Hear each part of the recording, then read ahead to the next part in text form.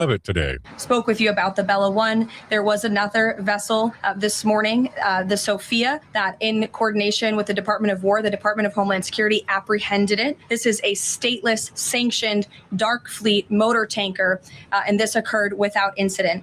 This vessel was operating in international waters and conducting illicit activities in the Caribbean Sea. The U.S. Coast Guard is escorting the Sophia to the United States for final disposition. To answer your question, Kelly, directly, this was through Operation Southern Spear. The Department of War is unwavering in its mission to crush illicit activity in the Western Hemisphere. And as the president has repeatedly stated, we're going to defend our homeland and restore security and strength across the Americas.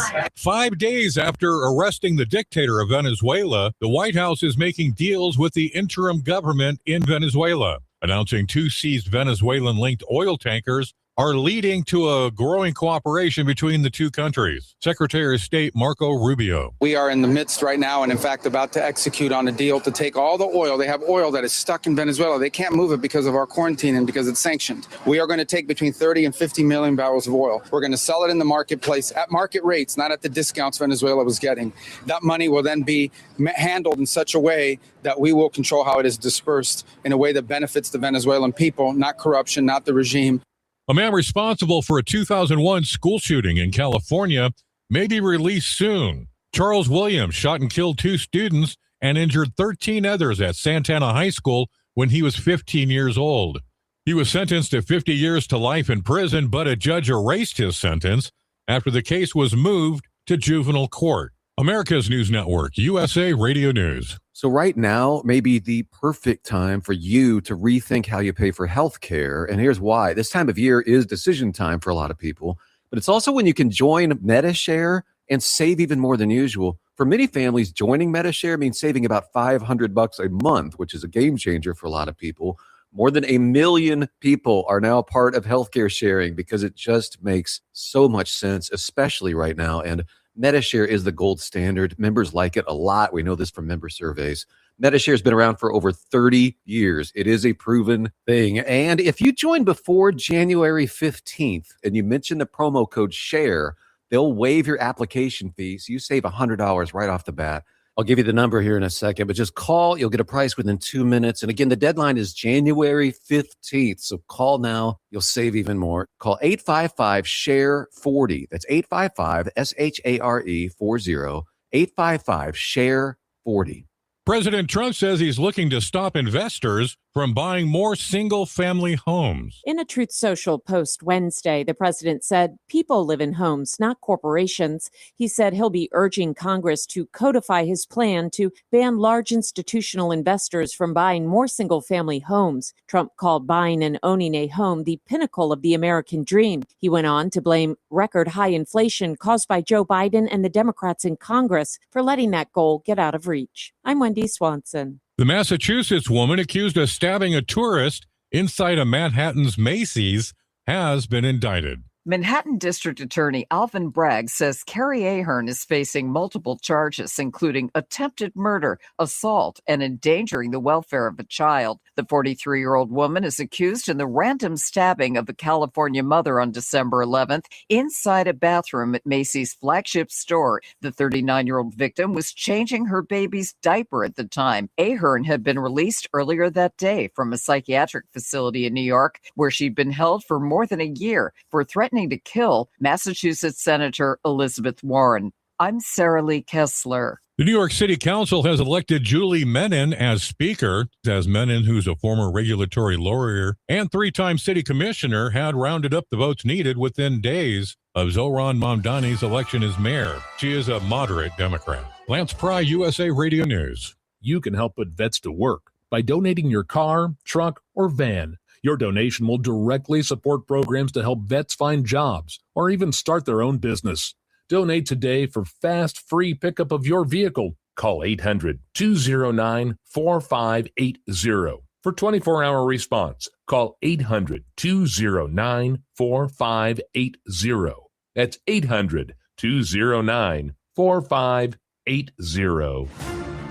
Dependable Lock Service is your source for replacement car keys, custom safes from Liberty Safe, and so many more lock and key services. With over 30 years of experience in lock and key industry, there's nothing Dependable Lock Service can't do for you.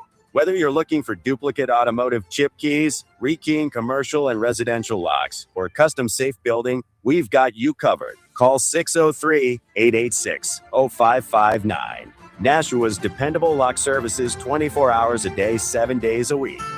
The sky's not the limit, it's just the beginning. I'm Ed Mullen from Nashua Aerial Advertising. There's no better way to advertise your business and or message than high in the sky. How can you make your advertising budget work for you? By putting your ads up where they'll stand out. The sky is an uncluttered, impressive venue. You can put your message over a region or location to target your desired demographic. Put your ads where they're needed. We provide coverage over communities through Merrimack Valley, Greater Nashua, Manchester, Lowell, and points throughout South Central New Hampshire and North Central Mass. Summertime beaches, sporting events, races, fairs, and festivals are all ready-made for banner telling. For more information, please visit us online at NashuaAerialAdvertising.com. And remember, the sky's not the limit, it's just the beginning. NASCAR. It's more than just driving fast and turning left. Bob Bianchi and myself, Bob Bartis, are credentialed carrying members of the NASCAR media. Each week, our live 2-hour broadcast breaks down everything happening in the world of NASCAR. We recap the prior week's race results, preview the upcoming races, and discuss the NASCAR news. If you like racing or fast cars, join us live in the showroom at Allen Mello Dodge every Wednesday from 4 to 6 p.m. or listen, stream, and watch at wsmn.live.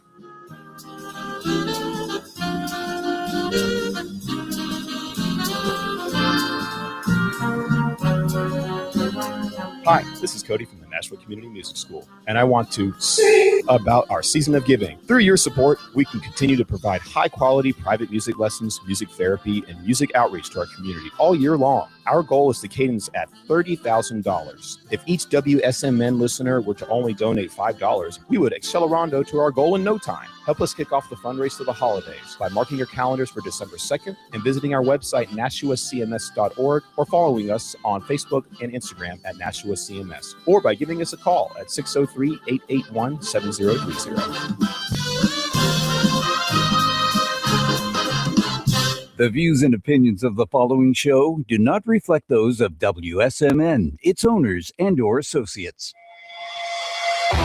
Welcome to the Common Sense Conservatives, a political discussion group about current events and other government-related matters every Wednesday evening from 7 to 8 p.m. Right here on WSMN 1590 AM, WSMN 95.3 FM, and streaming live on wsmn.live. Making sense of the inverted reality we are subject to every day, the Common Sense Conservatives are here to help bring you back to reality. Now, your hosts, Chris Wyatt, Todd McKinley, and John Gorvin. Hello, everybody, and welcome to the Common Sense Conservatives. A lot going on at the beginning of the new year, the 250th anniversary since the birth of our nation. The kingpin of Venezuela is now in custody, as everybody knows, and a U.S. citizen was shot and killed by ICE today. A little concerning for some.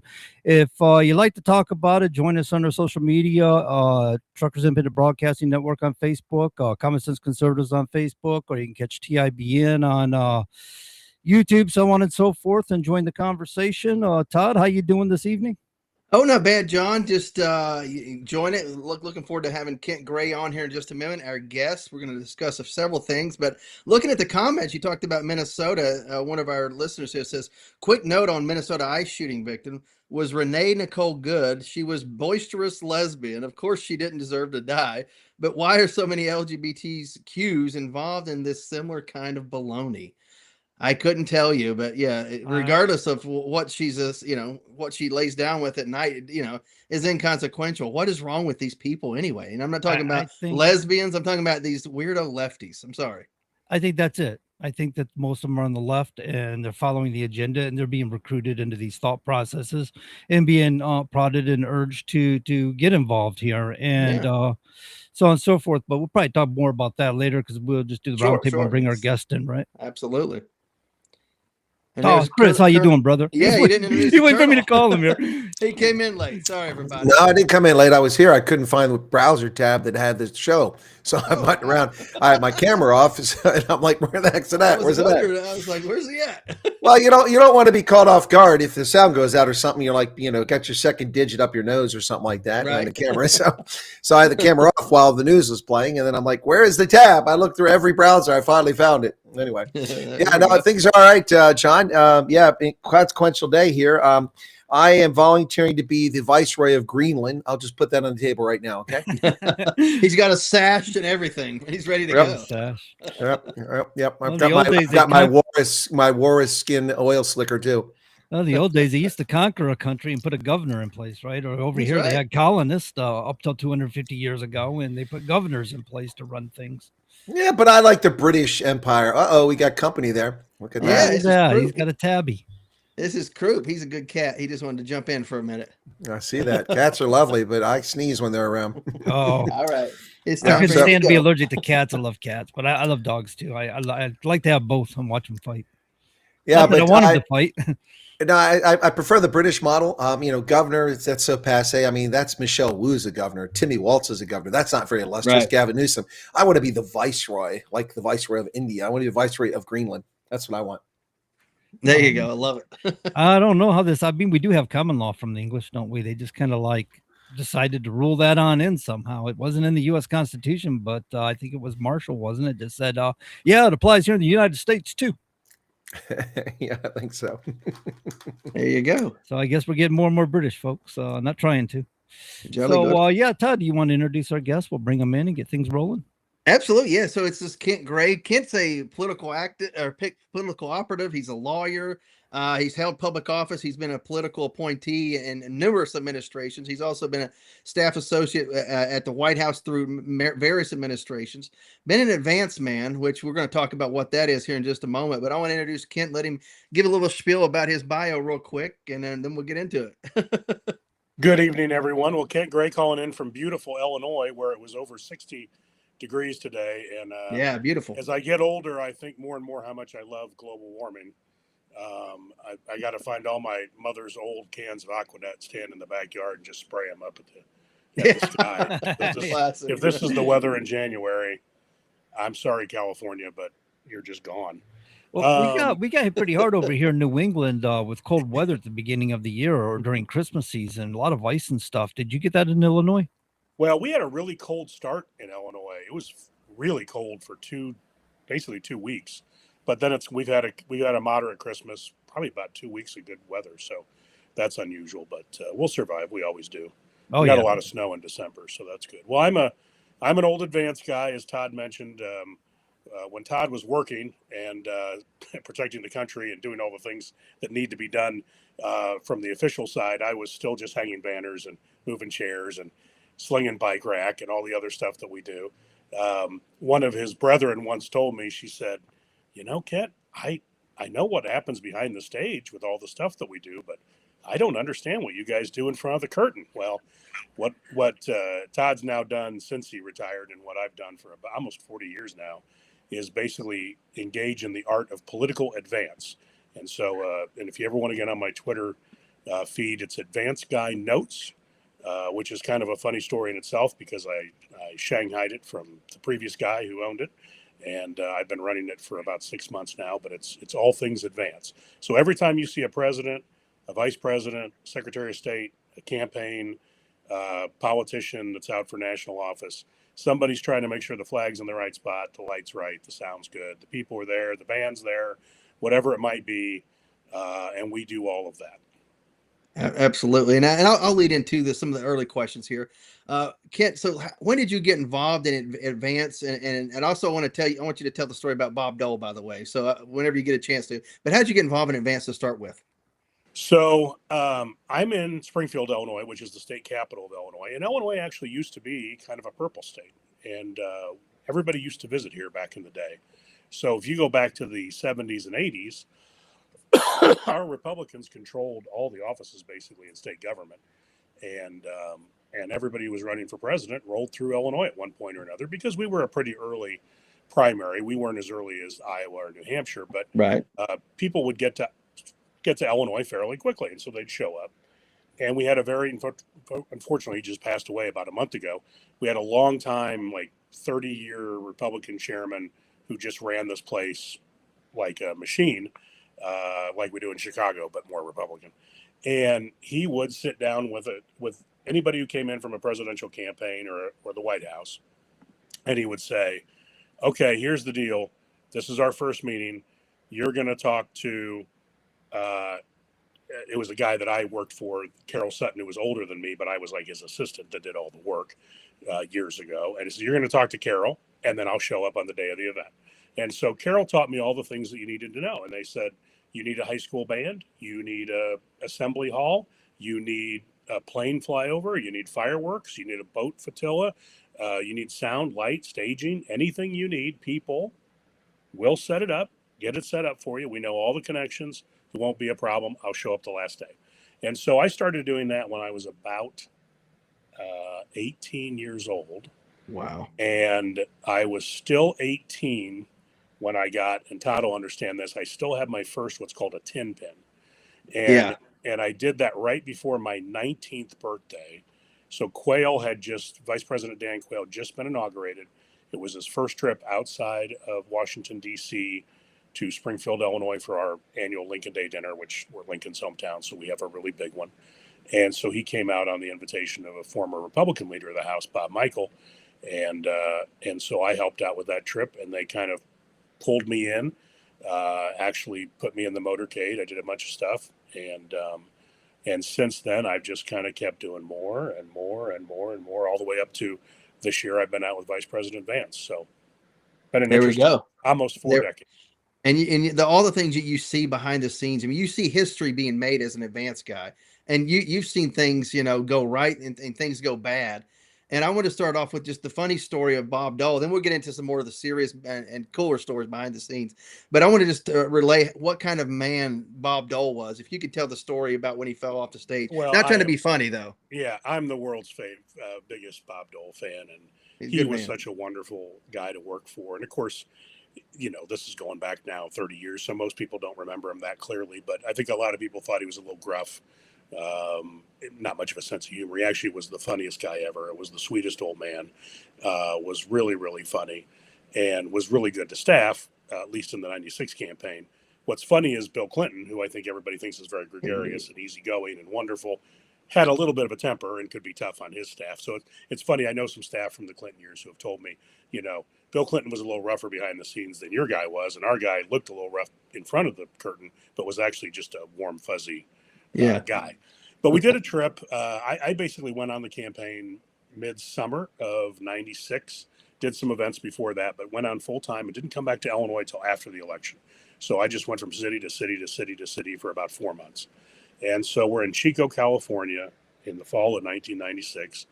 And we go to the Elks Club in Chico, and we build out this beautiful outdoor rally, basically in a baseball stadium, softball stadium. And plenty of time to build it. No rush. As Todd knows, some of these things have to be last minute, and everybody gets a little frazzled. No one was frazzled. We all ate dinner and breakfast. Everything went together just fine. And we had a guy, or actually a guy that was dating a gal out in San Francisco, which wasn't all that far away. And they said, well, we got this great prop called, of course it's California, prop called balustrade. So it looks like the little fake white fence that goes along the balcony on a really nice house. Can we put that up? And I'm looking at it. I'm 26 years old, and I'm like, yeah, I guess, but we probably ought to screw it down and put some L brackets to hold it to the stage. And the Secret Service guys, who were longtime Secret Service, the guy who was our detail lead in charge of their part of the process was actually, I think, Gerald Ford's detail leader for a period of time. So these guys knew what they were doing. Oh, yeah. My absolutely. boss was Nancy Reagan's director of advance at the White House for 6 years. And so we do this whole event. It looks fantastic. There's this nice little white fence that's about knee height at the front of the stage. And Bob Dole comes out. I announced him. I'm backstage. I announced him with the microphone. I love it. He looks at me. He looks at me and he goes, he points at the switch. And I said, it's off, And he said, what are you going to say today, Kent? And I said, well, Senator, I was going to do something along the lines of, ladies and gentlemen, the next president of the United States, Bob Dole. And he goes, ooh, that sounds good. I did that with a little more rousing voice. And I send him out to the stage, and I go get something to drink and some food from the thing. I didn't know anything had happened. He fell off the stage. He fell off the front of the stage. I recommend you Google it. It made the Saturday Night Live opening skit for the entire season later that year. And it was not a really great advance experience to submit all of our resignations at the bottom of the air stairs of the airplane that he was flying out on. But in the end, they didn't take it. They said it was his fault. He knew not to go up there.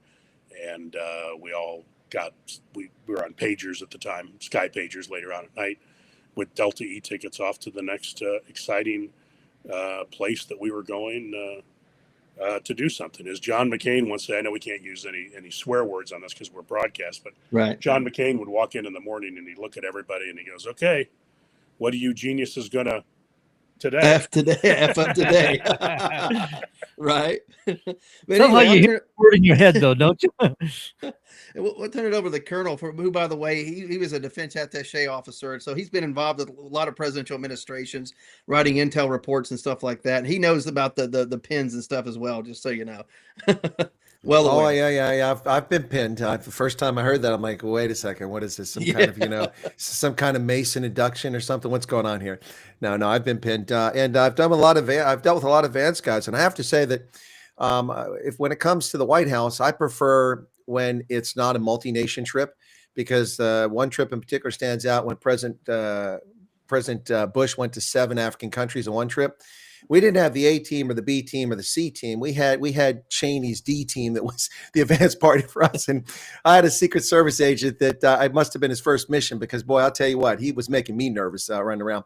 I'm standing there in uniform and I've got to project confidence with my dress uniform on. He's like pacing back. I'm like, dude, calm down. Go take a Demerol. But so I've dealt with the advanced folks, but that's not an easy job, is it, Kent? I mean, I think it's an overlooked and underappreciated job where you've got a lot of stuff to do behind the scenes and you don't get any of the glory. Yeah, I mean, a lot of people don't realize. Most people don't even know that it happens. They think the president just shows up up an airplane in Columbus, Ohio, or No. you go to California and does an event and nothing went into it. But really, what it is at the heart of it, the main thing that we talk about is it's a tool of communication. There's no reason to send a president or a candidate out anywhere in the country or the world unless you're getting TV coverage of the whole thing and in the past newspaper coverage. And the reason we do these things, they basically are either a messaging event where we're trying to say, here's the new educational plan, or here's the new economic plan, or here's the new whatever, or it's going to a military base or a military type event that's to try to bring recognition to a military group that did something generally great, that you see that. They also always make great pictures. The picture of George H.W. Bush in the middle of the crowd in the sandbox in the Middle East back years ago after Desert Storm was just unbelievable. Yeah. And you can't find a Secret Service guy in the whole thing. It's just him surrounded by troops with Barbara. It's amazing. So you'll look for those things, and then there's some international diplomacy that goes into it, which some of that just has to be done face to face. Most of them don't like doing it. But generally, if the Secret Service had their druthers and the scheduler, the president, had their preference, the president would never leave the White House. And honestly, they'd probably put him out at Camp David to keep him even safer. I mean, it's just leaving the house just worries them. So that they worry about that stuff. So really what we're doing is every time it comes out, we call it headline picture story. So back in newspaper days, you wanted a newspaper story to say Nixon visits Springfield. And then you wanted a picture of Nixon visiting Springfield, probably in front of a statue. And then you wanted a story about Nixon visiting Springfield. And so that was headline picture story. And by the way, that's the same thing we do on Instagram now. It's the same thing we do on everything. The headline isn't as big as it was in the newspaper days. But back in the day, we would wake up the next morning, go to the hotel front desk, and try to get the local newspaper and hope that the type on the top of the newspaper looked like Japs bomb Pearl Harbor. You know what I mean? You want D-Day, war ends, we win, whatever it is, Trump, Bush, whoever visits Altoona. and that's what we're looking for, because we're also going to states where we're generally trying to win votes in marginal districts and marginal places. And all we really do is do about an hour long live TV broadcast that then goes on radio and gets shot with still photography. You put it all together, and whether they're talking about education or agriculture or economics or military, it's the same general package. But Ken, I imagine, with that, the title, the picture, the story, you're the headline, you're really trying to avoid Dewey wins, right? You don't want a Dewey wins headline. Right. Right. You don't want that one. But that's a great It's a great point. story too. I mean, that wasn't ever really advanced. You know what I mean? That's not Yeah. really any advanced guy's particular fault. I mean, that's a Doug Mills is our favorite New York Times photographer right now. Right. He's the best there is. And whoever was the guy that was at St. Louis's Union Station back in the 48 campaign, I think, or 40, whatever it was, 40, I don't know. That was 48. Just happened to be in the right place at the right time. Keep in mind, it's one flash bulb at that time, one piece of film in the camera. Those guys could change them quick. It was kind of funny. Have you ever seen a picture of an old press conference or something? You'd see all these bulbs. They would just throw them down on the ground, and there'd be like peanuts at the old ground round. Yep. There'd be peanuts everywhere, but they were glass bulbs. So these guys would just go there and take a picture. But that picture on the back of the Ferdinand Magellan, one of the famous political pictures of all times, is really just a grab shot. But it's a whole lot easier when you could get a lot closer to the president at that time. Everything was in black and white, so color doesn't matter. For instance, if you notice, for whatever reason, I'm getting more yellow in my picture tonight than I have on any podcast that I've done, even though I'm using a daylight bulb. I don't know why. But those are the things that we would normally dial out. And then, of course, I'd put a nicer background behind me. But as Todd knows, I just moved houses. So I don't have the ego wall is not fully up yet. Well, I want to say, Kent, I was a little concerned. I was going to suggest a visit to the clinic. You do look like you have liver failure and jaundice coming on. Yeah, I know. It is. I don't know why I'm so yellow tonight. I did something the other day, and I thought I looked great. So. Well, you do look great for the radio audience that can't see you. Speaking of the radio audience that can't see you, Kent, you blink twice if you're in distress. It looks like you're somewhere under the steel and brick of a border of an undisclosed building, a prisoner of Mark Levine. I'm just saying. Yeah, exactly. Yeah, I am in a sub basement down below the pool. Oh, he found the guys for the CIA. That's who he is. It's I'm actually in my old. I've had this house for 25 years, and I just moved back here and downsized. And as Todd knows, I collect political stuff. Oh, yeah. And I have so much junk from 40 years of doing this. And my dad was in politics. I don't have enough wall space. And so this is my basement. It used to be the coal room in my house. This is a 1920s bungalow. And so this is a nice, quiet area, as long as my kids don't walk around upstairs and dust falls down from the rafters, we're probably fine. Yeah, I remember those. I used to in Scranton, Pennsylvania. You have to stoke the coal at night, keep that anthracite going, to keep the house warm. It seems like a whole different, century. Oh, it was the 20th century. Yeah. Yeah. So if you collect election memorabilia, how about a worthless Wyatt for the 92nd district pin? got this right here. Keep it in pristine condition. That's what makes it worth the big bucks. There you go. It'd be worth a nickel one day. But seriously, Ken. So how did you get into this gig? I mean, how did you wind up specifically being the front man, getting this stuff all set up? So my father was in politics. He was a state JC president and ran around the state. He got kind of pulled into politics in the mid 70s when I was young. And so most people don't like what their parents do, but I got a kick out of politics. And so I kind of grew up doing political stuff. He was kind of the deputy campaign manager of a very long-serving governor here in Illinois. So we were always very political. And then the next governor that came on was actually, I went to school with his kids, so I knew him really well. He just passed away earlier this fall here in Illinois. And so I just, I was heavily involved in politics, and I was a photographer too. So I was the yearbook photographer in high school. I like taking pictures. I still do some of that. And what I found was I'd go to some events and I didn't like the way they were lit, this yellowness. This really mattered back in the film days. And so I would start building events that I thought looked better. And as Todd probably can tell you, I built a lot of events all the way up to the 75th anniversary of D-Day. And I've, worked on multiple conventions, multiple inaugurations, major events all around the world. State visits, you name it. So that I've lucked out. They put me in charge of a lot of interesting things, and I do a lot of factories. Yeah, I don't know if you guys could see this. I'm gonna hold up a photo. It's the White House Easter egg roll. Kent's right there next to the president. Now So that's who Kent Gray is. that's its own weird story because I didn't have anything to do with that. I just volunteered to help out that day. Right. And somehow I don't know who was taking care of me that day or who wasn't. I don't know. You We'll got see. several It was good the longest photos day right of my now. life, I think. They kept moving me up towards the basically the Oval Office. It wasn't very far. It was on that side of the South Lawn, right up by the Yeah. White House. And finally, they hand me a whistle, and then they're like, "You're going to be the official marshal." And I'm Yeah. like, "What? Starting on You're the official marshal of the White House Easter egg roll." like the president So does the my first one, right? And then my you happy take tale over. is out there. I was out there for 12 hours, actually probably Nice. longer than 12 hours, and I am blowing a whistle, yelling at these kids, and then eventually the president and first lady come out, and it's literally the president. That photo that Todd tried to show, president, first lady, the Easter bunny, and then a guy that looks like Santa Claus. It was ridiculous. I loved it. Well, I can relate to that. He looks like Santa Claus comment. Now you're beating me on that, Chris.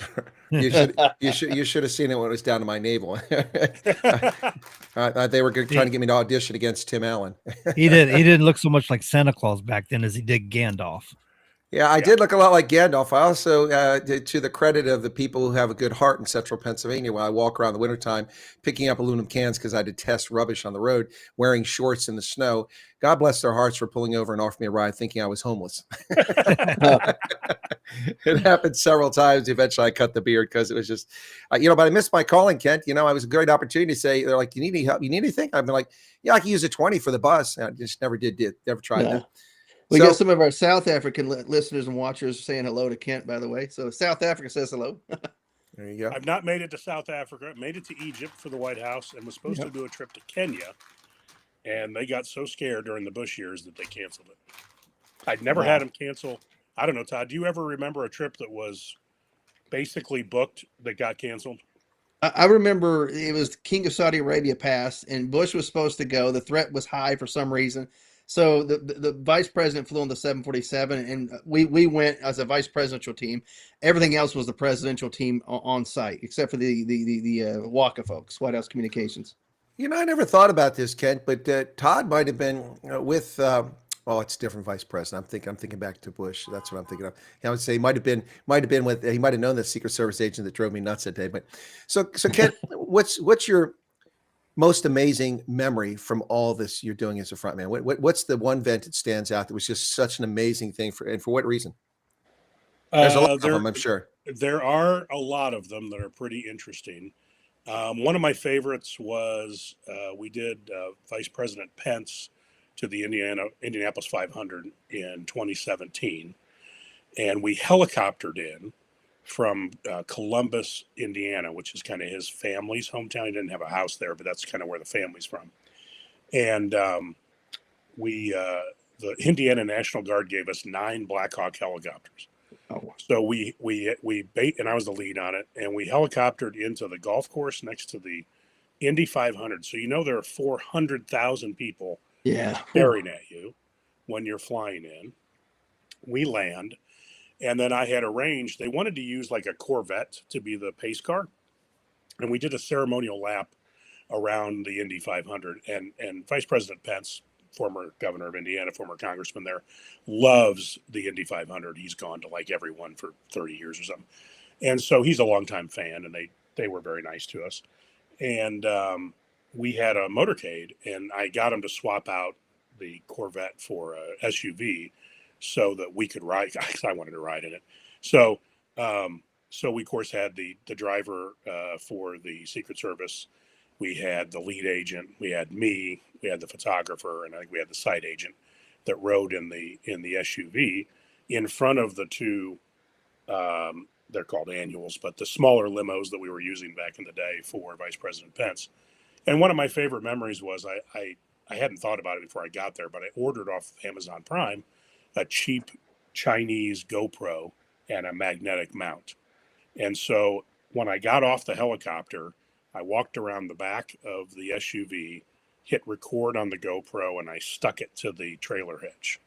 So I have a high-def 4K video of us going around the Indy 500 with the two limos. Basically, they look right behind you, and the flags are flying and everything else like that, and then the pagoda, and then the It's a cool video, by the way. It's a really cool video. Very cool. And the funny thing about it is we finish up and we get out, and the driver, so the vice president's moving on to wherever he's going. The driver for the limo, Secret Service agent, comes up to me, and he's kind of brusque, kind of big and bad. Who said you could do that? And I said, I did. And he goes, oh, okay. Can I get a copy? And I go, yeah, I'll get you a copy. And I sent him I took him a copy on DVD, so he had full res. Then he was my best friend forever. But he was, it was just, he was pushing his boundary, and I'm like, well, I'm the lead of this trip. Nobody said you can't ever put a magnetic mount on it's not your car. Right. I mean, we asked the Secret Service nicely, and they'll push back, and eventually the White House will say something, and they'll say, okay. Yeah. That's how it works. Yeah. Yeah. I mean, a lot of great events. I did an event with, Fred Thompson's announcement for president. Oh, cool. Lawrenceburg, Tennessee. Yeah. Years ago. Yeah. And it was, so Big and Rich was a huge band at that point. And John Rich was a big supporter of Fred Thompson. So John Rich came out and was playing at it, but Big wasn't there. Big didn't like politics. I don't really know either. I mean, I don't know the music because I'm not a country music fan. Right. Country rock, I guess, is the best way to put it. So we have this event, and we're in Lawrenceburg, Tennessee. About 8,000 people live in the town. There's about 10 or 12,000 people at this event. It was slammed. It was an entire downtown with a pagoda in the middle of it, and then just completely jammed. I'm the only advanced guy at the site. The other advanced guy went to the airport to get Thompson and his family. There's only 2 of us total on the ground. Right. I'm stuck with 10,000 people. And John Rich comes up, and I'm not starstruck. It was a long time ago, but also I don't really know. I knew the song, but I didn't know him very well. It wasn't like the Rolling Stones or something. So he goes out. He's like, Ken, I just want to tell you, I only got about 11 songs without Big. I can only play so many songs. No problem. So, we look like we're on time. We're not on time, but I didn't tell him that. So he goes, he starts playing. He gets 5 songs, 6 songs. He comes down. He goes, just want to tell you, I'm getting short on songs. I can only play so many songs without Big here. So we get down like the last 2 songs, and the last one is the one they want to play as Fred Thompson walks up. So we're running out of songs. And he comes down the stairs towards me, and I'm with his manager standing at the bottom of the stairs on the side. The other band members are playing, but John Rich comes down and he looks at me and goes, Ken, I got like 2 songs left. I said, they are on the ground. They're making their way here. I have no idea when they'll make it to the stage, but they are on their way here. I said, my suggestion is Rawhide. Yeah. Oh, yeah. Classic. His face you Blues Brothers brightens up. He's like, oh, and he walks back up the stairs backwards, playing, and he starts going do do do do do do do do do do do, just like the Blues Brothers movie. Classic. And he played Rawhide just like they did for like I don't know how many bars. He just kind of made the whole thing up. And the manager's cracking up, and John Rich just keeps laughing at me from the side of the stage. So that was 2008, I think. Yeah. Maybe 2007, actually, when might have been 8.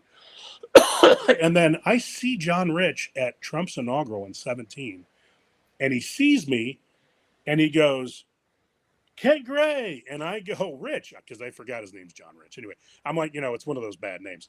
So, and so we got a photo together and everything. He still remembered that, told the whole story to everybody that was with him. He goes, this is the Rawhide story. You got to hear this story. This is the Rawhide story. It has a name. That was a funny one. No, it's interesting when you meet people like that and how sometimes you stick in their memory or they stick in your memory. Yeah. For instance, Senator McCain, I met him as a 2nd lieutenant in 1989 at Fort Huachuca. Of course, he was from Arizona. He came down there quite a bit to Fort Huachuca when I was going through my basic course, and we went to Officers Club, and I met him, 2nd lieutenant. I mean, who am I? There's 65 of us in the room, and I forget what he asked me. He asked me something, and I attribute to this the fact that he spent so much time in a POW camp. He must have use repetition to memorize things. And so he had an incredible memory. Years later, I saw him in 94 when I was in Officer Advanced course. And we were at another event there, and he'd come back down this time. I think he was a senator by then. And he came over and he said, hey, Captain Wyatt, I see you're captain now. How's it going? And he could have said that to anybody. It's obvious we're captains. But then he asked me a question that made it very clear that he remembered our conversation back in 89, 5 years. I was like, wow, you remember me? I'm not anybody important. And then when it was his who was running? Was it Phil, his buddy there from Texas there? Who's the Texas Phil congressman? Graham? Phil Graham. Yeah, Phil Graham. Phil Graham was doing an exploratory run in 96, and he came for the Iowa caucuses. And I was teaching at Iowa State University. So it's 2 years later now. And I'm in Iowa. It's cold as bejesus out there, snow everywhere. You know, it's not the best place to be. Anyway, so we went to the basement of a Pizza Hut in Ames, Iowa. That's where this event was. One of my students kept insisting that I go. I'm like, yeah, I got to stay apolitical. I can't do this. I'm in the Army. He said, no, sir, just come. You're just meeting him. And Phil Graham is there. I said, oh, okay. So I came. And I'm eating a piece of pizza, and I'm in civilian clothes, no uniform, and son of a gun, here comes John McCain over. And he says, Captain Wyatt, how you doing? I see you're in Iowa. What are you doing up here? So I'm teaching Iowa State, sir. He goes, all right, must be ROTC. I said, yeah, I didn't go to the academy. They got me to ROTC. It's just amazing, Kent, how some people just remember you. And that's a case of John Rich there, and just remember you. But I mean, that's a pretty good story. We're all high. That must have been pretty epic for the crowd. That was a funny one. I mean, that one was just out of the blue. I did the 75th anniversary of D-Day. So generally when we go overseas, OCONUS trips is what we call them, we generally do 2 weeks on the trip. If we do a domestic trip to your local school, your local factory, your local military base, it's generally 1 week. And we can get everything done in about that amount of time. And we produce our, basically 1 hour TV extravaganza that gets thrown up on the satellite national news, and then it moves into the history books. But did the 75th anniversary of D-Day, and I had a pretty good run there going for a while, done a lot of cool events, and asked my bosses if my dad and my oldest son could come over, and my youngest didn't want to come. My oldest come over and attend the event, because this was huge. I mean, it was basically all the last living World War II veterans of Europe, of all the allies, all the world leaders, like 14 world leaders, the Queen of England, Prince Charles, who became king, president, everybody else, BBC production, millions of pounds spent to do this whole thing, flyovers, ships, you name it. It was really cool. And so we did this whole event. They said, sure. So my family came over about 2 days ahead of time. They weren't really around me. I just said, here's your invite. Get on a bus at the right time, show up. I'll talk to you after the event once the president's gone. So they come over, and in the middle of the event, and it goes on forever because everybody's speaking, I had at some point kind of become friends with the deputy chief chauffeur of the Queen of England, because they kept the state Bentley behind the stage, kind of like we do. Right. But we had a different plot. We had a different spot where we parked. And so his name was Barry Shrub. And if you've ever seen anyone named Barry Shrub, this man looked like Barry Shrub. Like he looked like something out of an English Benny Hill story. He looks like that. And so I hear the music now. I had met him a day before, because they kind of ran the routes the day before. They actually drive that car down. They don't fly it. But sometimes if they're going to Scotland, they'll truck it. But that's about all they ever do. And so we saw the car, and we were talking to him, and he showed us how it worked, Secret Service, and we were all gathered around it. We had photos.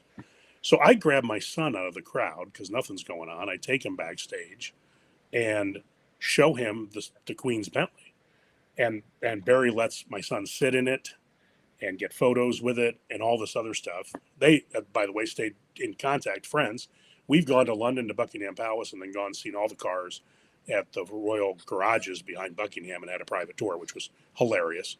But we're doing this whole event, and my son Harrison, who at the time was mid-teens, so he's in his Boy Scout uniform.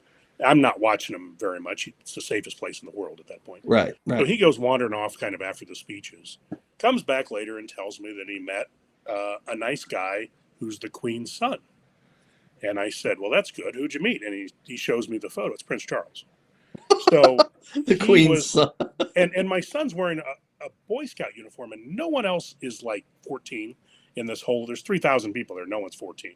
Yeah. And he's in uniform, and he's like, what should I do, Dad? And I go, well, if you see anybody who needs help, give them an arm, push their wheelchair, whatever. Just so smart. So smart. They're all heroes. Yeah. He ends up shooting the breeze with Prince Charles. That keeps him in the thick of the things. He takes a bunch of photos of Prince Charles like this, so it's his face. He doesn't get a photo with Prince Charles. Oh. And then, of course, Prince Charles becomes the King of England. And I go, how's your picture with the King of England? And he's like, I had no idea that guy was going to become the King of England. And so That's how it works. So he has photos. I had a conversation with him. I love it. I love it. No photo with Prince, with the King, with the King. I was talking to his nice son. Well, it's Ken. It's funny you should mention that because recently I flew out to Idaho, and of course from Harrisburg, it's a small regional airport. So I had to fly through Chicago, went through O'Hare. I get off the plane, and I step away from the gate because I really hate when people just stop there and look for the signs to block it. So I moved this side a little bit, and it was right where McDonald's was in that part of the terminal, across from me. So McDonald's is across, and I'm standing there off this side, and I look up. I'm like, this guy's got a ball cap on. I'm like, it looks a lot like Mike Pence. But everybody's just walking by him. Nobody's noticing him. He's got two cops with him, two Chicago police with him. Like, okay, it's somebody important. I think that's Pence. So he walks over to the McDonald's and places an order. And I walk over to the same wall because there's a restroom. Just isn't ironic the bathroom is near the McDonald's, but just saying anyway. So it's right there. So I'm standing there. And I'm like, yeah, that's Mike Pence. So they had two cops in Overwatch position back in the spot where I was. They moved into there. So there's 4 cops guarding. I walked back over and I said, yeah, isn't that something? You're vice president of the United States, and the only person in the busiest airport in the world to recognize you as an Army veteran. And the cops laughed. So a couple minutes later, Pence comes over, and he goes, he saw me standing there. I had a Operation Enduring Freedom hat on. And he starts chatting with me, kind of like Bush. George Bush loved to chat, man. That really made the Secret Service mad because they had a schedule to keep to. But he's chatting with me. We spent 10 minutes talking, and nobody knew it was a vice president. He gave me a vice president's coin. He still had some left. He said, I got a couple of these left. Let me give you one, Colonel. It's really, really interesting. So Ken, what of any of the events you've done would you consider the most maybe cherished or important in your life doing this as a history defining or changing moment? Is there one of those events? History defining. No, those are all, I mean, that's a lesson learned there. And then some just very interesting, probably the biggest one that I was involved with, to be honest, was during the Bush administration. So President Bush, prior to 9/11, had a trip planned to Tokyo, Seoul, Beijing, and Shanghai. And it was a four-stop, 3-country trip. And I was on the team for Shanghai. And in the end, 9/11 happened. So this was scheduled, and I was put on the team. We were all set to go and had everything ready to go. And then 9/11 happened. We were all basically ready to leave a couple weeks after 9/11, roughly. And we ended up, it was the APEC summit in Shanghai. And I went over to that in probably the either end of September or first couple days of October of 2001. Was over there for 17 days. And that was a momentous thing because we weren't, we were slow getting all the planes going back in the United States. So there wasn't a ton of travel going on inside the United States. APEC is normally the Asian Pacific leaders, but because Bush was going there right after 9/11, and most of them had not been able to visit the White House and give their condolences or whatever they were going to do, they scheduled it for this APEC. So we had European leaders there who wouldn't normally be at APEC. Oh, wow. We had Putin there. It was a big deal. I bet we did 30 bilaterals with meetings with other world leaders. The president was there for 3 days, 4 days, 3 nights, which is a long time for a president to be on the ground. Big time. It's a really long time for George W. Bush to be on the ground anywhere that isn't his own bed, because he does not like to be anywhere other than home. And it was quite an amazing event. That was probably the biggest one. And I was 31 at the time. I was basically in charge of the press on that trip. And, I was making sure the bags got where they needed to be. The buses got where they needed to be. Everybody got fed. All the phone lines work and everything else. I wasn't changing the world, but I played a little cog in it. Yeah. So I'm on the airplane because I'm the only one coming from Chicago because I'm in the Midwest. Everybody else is from DC mostly. And I am on the most beautiful brand new 777 American out of Chicago. And I get on of course we have a particular type of passport that regular people don't have. And so on international flights, especially big ones, there's somebody called the purser, and the purser keeps track of who everybody is, just like the Love Boat, there was a purser. Well, there's a purser on the plane. And she comes up to me and she goes, Mr. Gray, I looked on my sheet and see how you're traveling. Could we move you to the first class section? Yes. Yes, you can. So they move us up, and come to find out the only reason they wanted that is they hadn't opened any bottles of port for like 3 weeks. And they wanted to drink the port with me. And I didn't know this about airlines. All the other booze comes in little bottles, but port comes in half bottles. And once they open them, they're allowed to finish them. I didn't know that. We did. And so, but it's we're flying. Again, this is post 9/11, but pre the war, our attacks in Afghanistan. So I guess it was October 5th. So at one point, the purser comes back to check on me to make sure I was kind of awake and asks me to come up to the cabin, the cockpit door. What? So I go to the cockpit door. They knock a knock.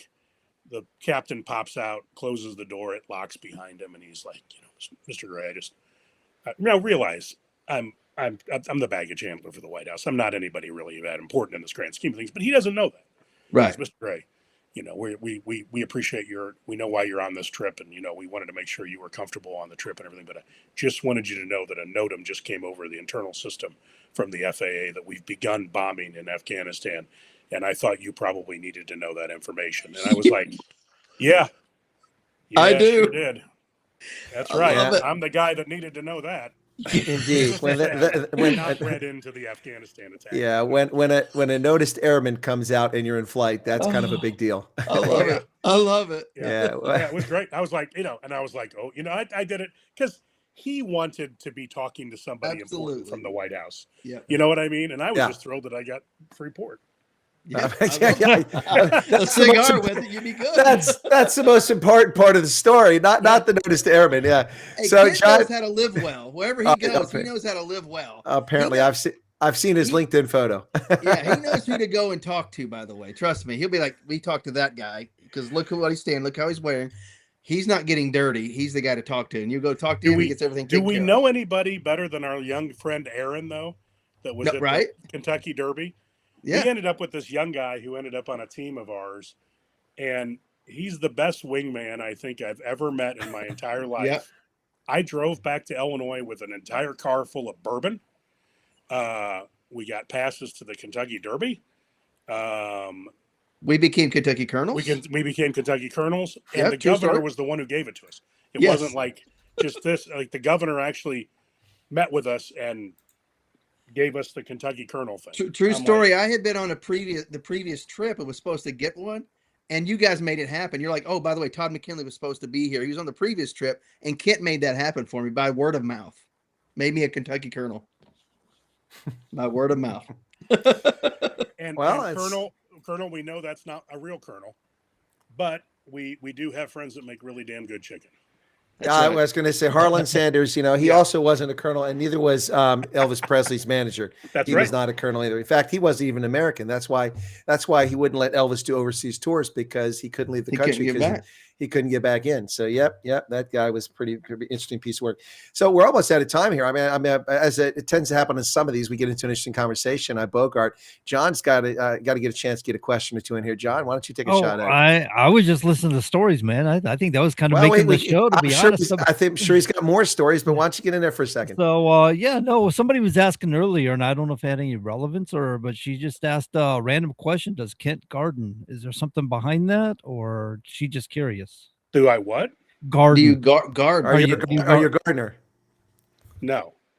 No. Okay, well, that was easy. Okay. Yeah, that was an easy question. I don't know why she asked. I don't know what was behind it. I got a semi-famous book that I'll autograph for women. That's called 50 Shades, but I don't. I mean, it's less now. But I will autograph them if asked. Absolutely. Keep someone question, John. That, right? Todd, we got enough time for a funny story about Trump? Yes, please. Yeah, absolutely. So, 2015, I'm running Trump's campaign in Illinois and Missouri. Trump comes. Corey Lewandowski tells me we're coming to Springfield, Illinois. And I said, I didn't request him to come to Springfield, Illinois. And Corey said, well, he's coming to Springfield, Illinois. So we set up this whole event. And I don't know how many people are going to show up. This is like early November 2015. And we've had some big events at this point, but not every event was huge. So I went down, I rented my local convention center. And I tell my bosses, I said, hey, I'll meet him at the convention center after he lands. We'll be ready to go. They said, no, Kent, you'll be at the bottom of the air stairs when the plane pulls up, and you'll greet Mr. Trump when he arrives on Illinois soil. Oh, okay. That sounds like fun. I've never done that before. I mean, I'm out there as a staffer, but I've never been the greeter. Right. So I go out there. I said, can I bring my kids? And they said, yes. So I got my 2 kids. Now, at the time, my oldest is about 10 or 11. My youngest is about 6. The movie Frozen had just come out. And I don't know if anybody's ever seen it, but there's a scene when they realize she's the monster. That'll play a role here in a second. So I'm standing there. He comes down. I just seen him a week before, like in New York. He comes down. He comes over, and I said, Mr. Trump, this is my oldest son, Harrison. And my oldest son, Harrison, goes, Mr. Trump, very nice to meet you. Welcome to Springfield, Illinois, the home of Abraham Lincoln. And Trump's like, oh, good boy. That's a good boy right there. Got a good boy. Got you a good boy right there. And I don't realize it, but my youngest on my other side, on my right side, is kind of getting behind my leg. And I kind of turn, and I'm like, Mr. Trump, this is my youngest son, Oliver, over here. And I'm trying to find Oliver. And Oliver swings around my leg, and he points up at Donald Trump. And he says, monster, monster, monster. Ooh. To which I go, oh, and other words in my mind, because I figure I'm about to get fired. Yeah. And Trump starts laughing, and he goes, oh, Oliver, I love that movie. My granddaughters love that movie. I watch it with them all the time. So I had seen my entire political career with Donald Trump go down the tube and then get reinvigorated. Yeah. And then I left the kids with my cousin to take a tour of Trump Force One, and we hopped in the motorcade and had a great rally with 11,000 people, and it all worked out. But boy, from the mouth of babes, you never know when they're going to say something really fun. That's right. Yes, sir. No doubt about it. 11,000. Wow. That must have been one of Trump's tiny rallies. I mean, we had 60,000 at Butler in 2016. But the thing about it, though, that was in true character of Donald Trump. I've seen videos of him. He'll be walking through the airport. A woman and 2 children are sitting there, and he just so nicely points. He says, those are beautiful children. That is a beautiful family right there. You know, he's just so nice to people as he's passing by. He is a wonderful people person. Yes. He loves to talk to people of any station, color, creed, anything. He loves to just talk to people. However, I have found and experienced with people that I've dealt with, if you burn him, he takes it personally. Mm-hmm. But beyond that, he's a joy. I mean, I've had many more politicians yell at me than Donald Trump. Yeah. Yeah, we've seen a few people come to his wrath. One, people like lately it was Massey and Marjorie Taylor Greene, and I believe Rand Paul got on his bad side recently. And yeah, you get on his bad side, you've known you've done something. He'll come back out fighting. Yeah. Yep. Absolutely. Any final thoughts, Kent, before the music plays us off for the hour? Well, just, it's been a very impactful year. Again, I don't think anybody expected so many things to happen in the first year of the second term. It could have been kind of sleepy for 4 years, and President Trump could have basically just sat back and said, I won, I'm not going to do anything. I am stunned by just how much he has done and how much he had ready to go kind of in a 3-ring binder or at the back of his mind, because I can't think of anybody who ever thought that he was going to run through this many important decisions and actions and, successful completions of policy and legislation and actions and stuff like that. I'm just waiting to see what the next 3 years brings. Absolutely. Absolutely. Well, I appreciate it, sir. Anytime you want to come back on, talk politics, whatever, man, we'd love to have you back on here. More stories. You probably could keep us entertained for days for sure. There are a lot of stories. Some that can't be told, but not too many. Nope. All right, folks. We'll be right back here in just a few moments. Stick around after this. Kent Gray, thank you very much. We'll be back, See folks. you guys.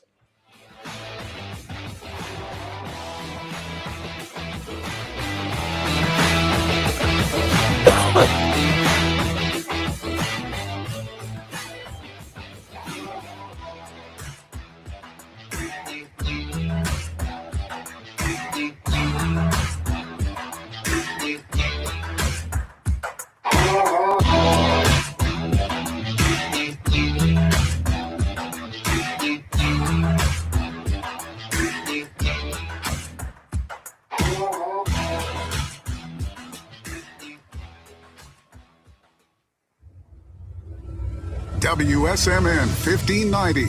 WSMN 95.3 FM Nashua. Listen, watch, and stream at wsmn.live. USA Radio News, I'm Lance Pry. Accountability for the waste, fraud, and abuse of taxpayer money being stolen in Minnesota. Some estimates put it at $9 billion gone. An oversight hearing on Capitol Hill today will feature the Minnesota Governor, Tim Walz, under oath. The massive theft has caused him to drop out of seeking re-election. Minnesota House of Representatives Speaker Lisa DeMith is a Republican on Fox News today. I think people today are going to be shocked to find out how long the fraud has gone on in Minnesota and how deep and systemic it is. We have been talking about this as Republicans in the state of Minnesota. We have been talking about this for years, and Democrats have either turned a blind eye or ignored or covered it up. This testimony today in the House Oversight hearing, I'm grateful for Chairman Comer that he is having this hearing today. We are looking forward to the presentation from our three members from Minnesota. The job market is coming in slightly lower than estimates. In December, 41,000 jobs were filled nationwide. That fell about 6,000 short from the estimate. Good news, the report shows 4.4% year over year pay increases for employees. The South and Northeast tracked the most growth, and the West was the only region to see a decrease in jobs. The United States says it seized 2 Venezuela-linked oil tankers. Homeland Security Secretary Kristi Noem is reporting one was seized in the North Atlantic and another was seized near the Caribbean. Both vessels were either last docked in Venezuela or heading to that country.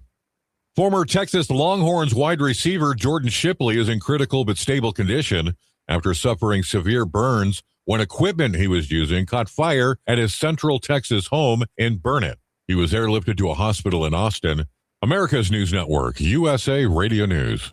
So right now may be the perfect time for you to rethink how you pay for health care. And here's why. This time of year is decision time for a lot of people, but it's also when you can join MediShare and save even more than usual. For many families, joining MediShare means saving about $500 a month, which is a game changer for a lot of people. More than 1 million people are now part of healthcare sharing because it just makes so much sense, especially right now. And MediShare is the gold standard. Members like it a lot. We know this from member surveys. MediShare has been around for over 30 years. It is a proven thing. And if you join before January 15th and you mention the promo code SHARE, they'll waive your application fee, so you save $100 right off the bat. I'll give you the number here in a second, but just call. You'll get a price within 2 minutes. And again, the deadline is January 15th. So call now. You'll save even more. Call 855-SHARE-40. That's 855-SHARE-40. 855-SHARE-40. The Chicago City Council Public Safety Committee is expected to consider 2 public safety measures today. Perry Williams has more. One proposal is designed to crack down on social media platforms used to promote large gatherings of teens. The second measure is designed to increase police powers to impose a curfew with at least 12 hours notice. But Mayor Brandon Johnson says that measure is not needed. Mere fact that we did not have an incident over New Year's Eve without any additional tools, it's proof positive with the work that we have done to ensure that we're building the safest, most affordable big city in America. Alderman Brian Hopkins says he has the votes to pass the new curfew ordinance out of committee. Rock Regional Hospital in Derby, Kansas has closed its doors. The only full-service hospital in Derby treated patients who arrived Tuesday night, but the hospital now says its emergency room is closed. The hospital filed Chapter 11 bankruptcy last month, but a judge ruled Tuesday eviction proceedings can move forward after the hospital missed another rent payment. Rock Regional owes more than $60 million, including more than $23 million in rent. I'm David Kale. A bright red Ferrari, once owned by the president, is on the Mercam's Kissimmee, Florida auction block. The 2007 Ferrari F430 F1 has less than 10,000 miles on it and is expected to fetch a cool $1 million. Lance Pry, USA Radio News. This is Denny Gillum, here to tell you about an amazing new book, The Miracle Man, written by a good friend of mine. It's a remarkable, true account of faith, healing, and restoration in the face of impossible odds. Through a harrowing series of events and miraculous answers to prayer, Bill receives a donor's heart with only hours left to live. His rapid recovery and return to normal life is a story that shows God's power to heal and his faithfulness in answering prayers. The Miracle Man is available online through Amazon, Barnes & Noble, and other booksellers. Ladies and gentlemen, the Beatles. The only thing we have to fear is one small step for man. And the Boston Red Sox are... This is WSMN's Life of the Day for January 7th. Happening on this day in 1610, Galileo discovers Jupiter's moons. And in 2021, Elon Musk becomes the world's richest person. Born on this day in 1800, the 13th President Millard Fillmore. And in 1962, Senator Rand Paul. Dying on this day in 2015, actor Rod Taylor at 84. And in 2021, baseball manager Tommy Lasorda. He was 93. Now I'm a believer. And finally, on this day, in 1967, I'm a Believer by the Monkees hits number 1 for the first of 6 weeks. And that's WSMN's Life of the Day for January 7th. I'm Phil Kinsey. I'm a believer. I couldn't leave her if I tried. Hi, Nashua. I'm Perry Cataldo from Choice Benefit Services, your local insurance agent that has dedicated himself to all the Medicare plans in New Hampshire. Whether you're just turning 65, new to Medicare, or already have a plan, I'll explain all your Medicare options and extra benefits that you hear so much about. I ensure you're getting all you're entitled to and all that you deserve. Nashua, don't get fooled again this year. Call Perry Cataldo at 603-461-5550. That's 603-461-5550. Or visit me online at cbsnh.com. That's cbsnh.com. I look forward to hearing from you. And remember, health is wealth. Continuing the legacy started in 1904, Roger Pellerin of Gate City Monument Incorporated continues to provide the same high-quality monument, custom headstone, and stoneworking craftsmanship today that they built their reputation on over 100 years ago, servicing Nashua, New Hampshire, as well as nearby areas in Massachusetts, such as Lowell, Billerica, Chelmsford, and beyond. From creating custom monuments to memorialize, to landscaping and granite work or restorative services, each job is done to your satisfaction and is backed by decades of experience and integrity. If you're thinking about stonework, think Roger Pellerin of Gate City Monument. Visit online at gatecitymonument.com. Stop by and meet Roger at 321 West Hollis Street in Nashua, or call 603-883-7141. That's 603-883-7141. Gate City Monument, memorials of distinction for people who care. All right, ladies and gentlemen, if you're just now tuning in, you're listening to the Common Sense Conservatives right here, WSMN 1590 and WSMN 95.3 on your FM dial. Gentlemen, let's see, we've had about 5 days now, I guess, the kingpin of Venezuela, Maduro, has been captured. A lot of people have talked about this. I've gave a lot of insight on this, but it seems to me we've heard a lot of this. He didn't have the constitutional authority, or Congress never approved that, and he needed congressional approval. And we had a lot of these people become constitutional experts all of a sudden overnight. But what do you think? Is there things that people missed or got wrong that you've been hearing? Well, and from my point of view, they absolutely have gotten it wrong. There's no precedent for this. Manuel Noriega in 1989. Right. Noriega filed lawsuit after lawsuit to appeal his conviction, all of which were denied, saying he had no basis to make the claim, that it was legitimate indictment. And in the case of Noriega and in the case of Nicolas Maduro, both were residing in countries as illegitimate usurpers of power, illegally sitting in office. Both had criminal indictments for drug trafficking and other charges from the United States. And in a normal situation, if you have a criminal in a foreign country, you have an agreement, an extradition treaty with these countries, and they will agree to extradite them. But when you've stolen power and you've oppressed your people and driven tanks over them to crush demonstrators in the streets and sexually assaulted women in prisons, and so many human rights abuses, it's unlikely that the government that this dictator runs is going to turn the dictator over. Therefore, the United States had little option but to wait for him to go to a foreign country, which he just doesn't do, and capture him there, or go in and take him. And they did. Look, people are going to complain about this and talk about sovereignty. The U.S. invaded. No, the U.S. did not invade Venezuela. It was a raid. It was a raid. The raid is over. Yes. The raid on Entebbe was not an invasion of Uganda. It was a raid to free hostages. This was a raid to extradite a narco-terrorist accused to get him back. So they can mash their hands, complain all they want. We are looking to see that the Democrats are proposing another war powers resolution in the Senate tonight. I don't know if it's going to come out tonight or tomorrow. But once again, these people are trying to exceed their authority and violate the Constitution and usurp authority from the executive branch. Now, that's kind of funny because the executive branch has usurped a lot of power from the legislative branch over the past century. But oftentimes, the legislative branch has given the executive branch that power because they're useless. Right. But in this case, they're trying to take power back that's constitutionally appointed to the president. The War Powers Act, in my view, is unconstitutional. Never should have the authority. The president has the sole discretion to use our armed forces to protect our national security at any moment. He doesn't have to sit around and wait for a feckless Congress composed of idiots who commit immigration fraud and become members of the House of Representatives to wait for them to make a decision while the country is invaded. The president has the authority. On top of having, go ahead, Todd. On top of having Chinese spies actually working in their staff in Washington, for crying out loud. Or sleeping with Chinese spies. Of course. Fang. Right. So are you equally surprised that the Supreme Court's never made a ruling? Because they always do these things about, well, it's implied. And when you look at Article 2, that you give the president the power of the military, it seems to me that's implied that he has the power to do, as you said, Chris, to defend the interest of the nation, of the United States. And you have the welfare clause. Now, the welfare clause is not so that you and I can get free housing if we're too poor to live or if we were too lazy to work. The welfare clause is for the well-being of the country, economically, for national security, so on and so forth.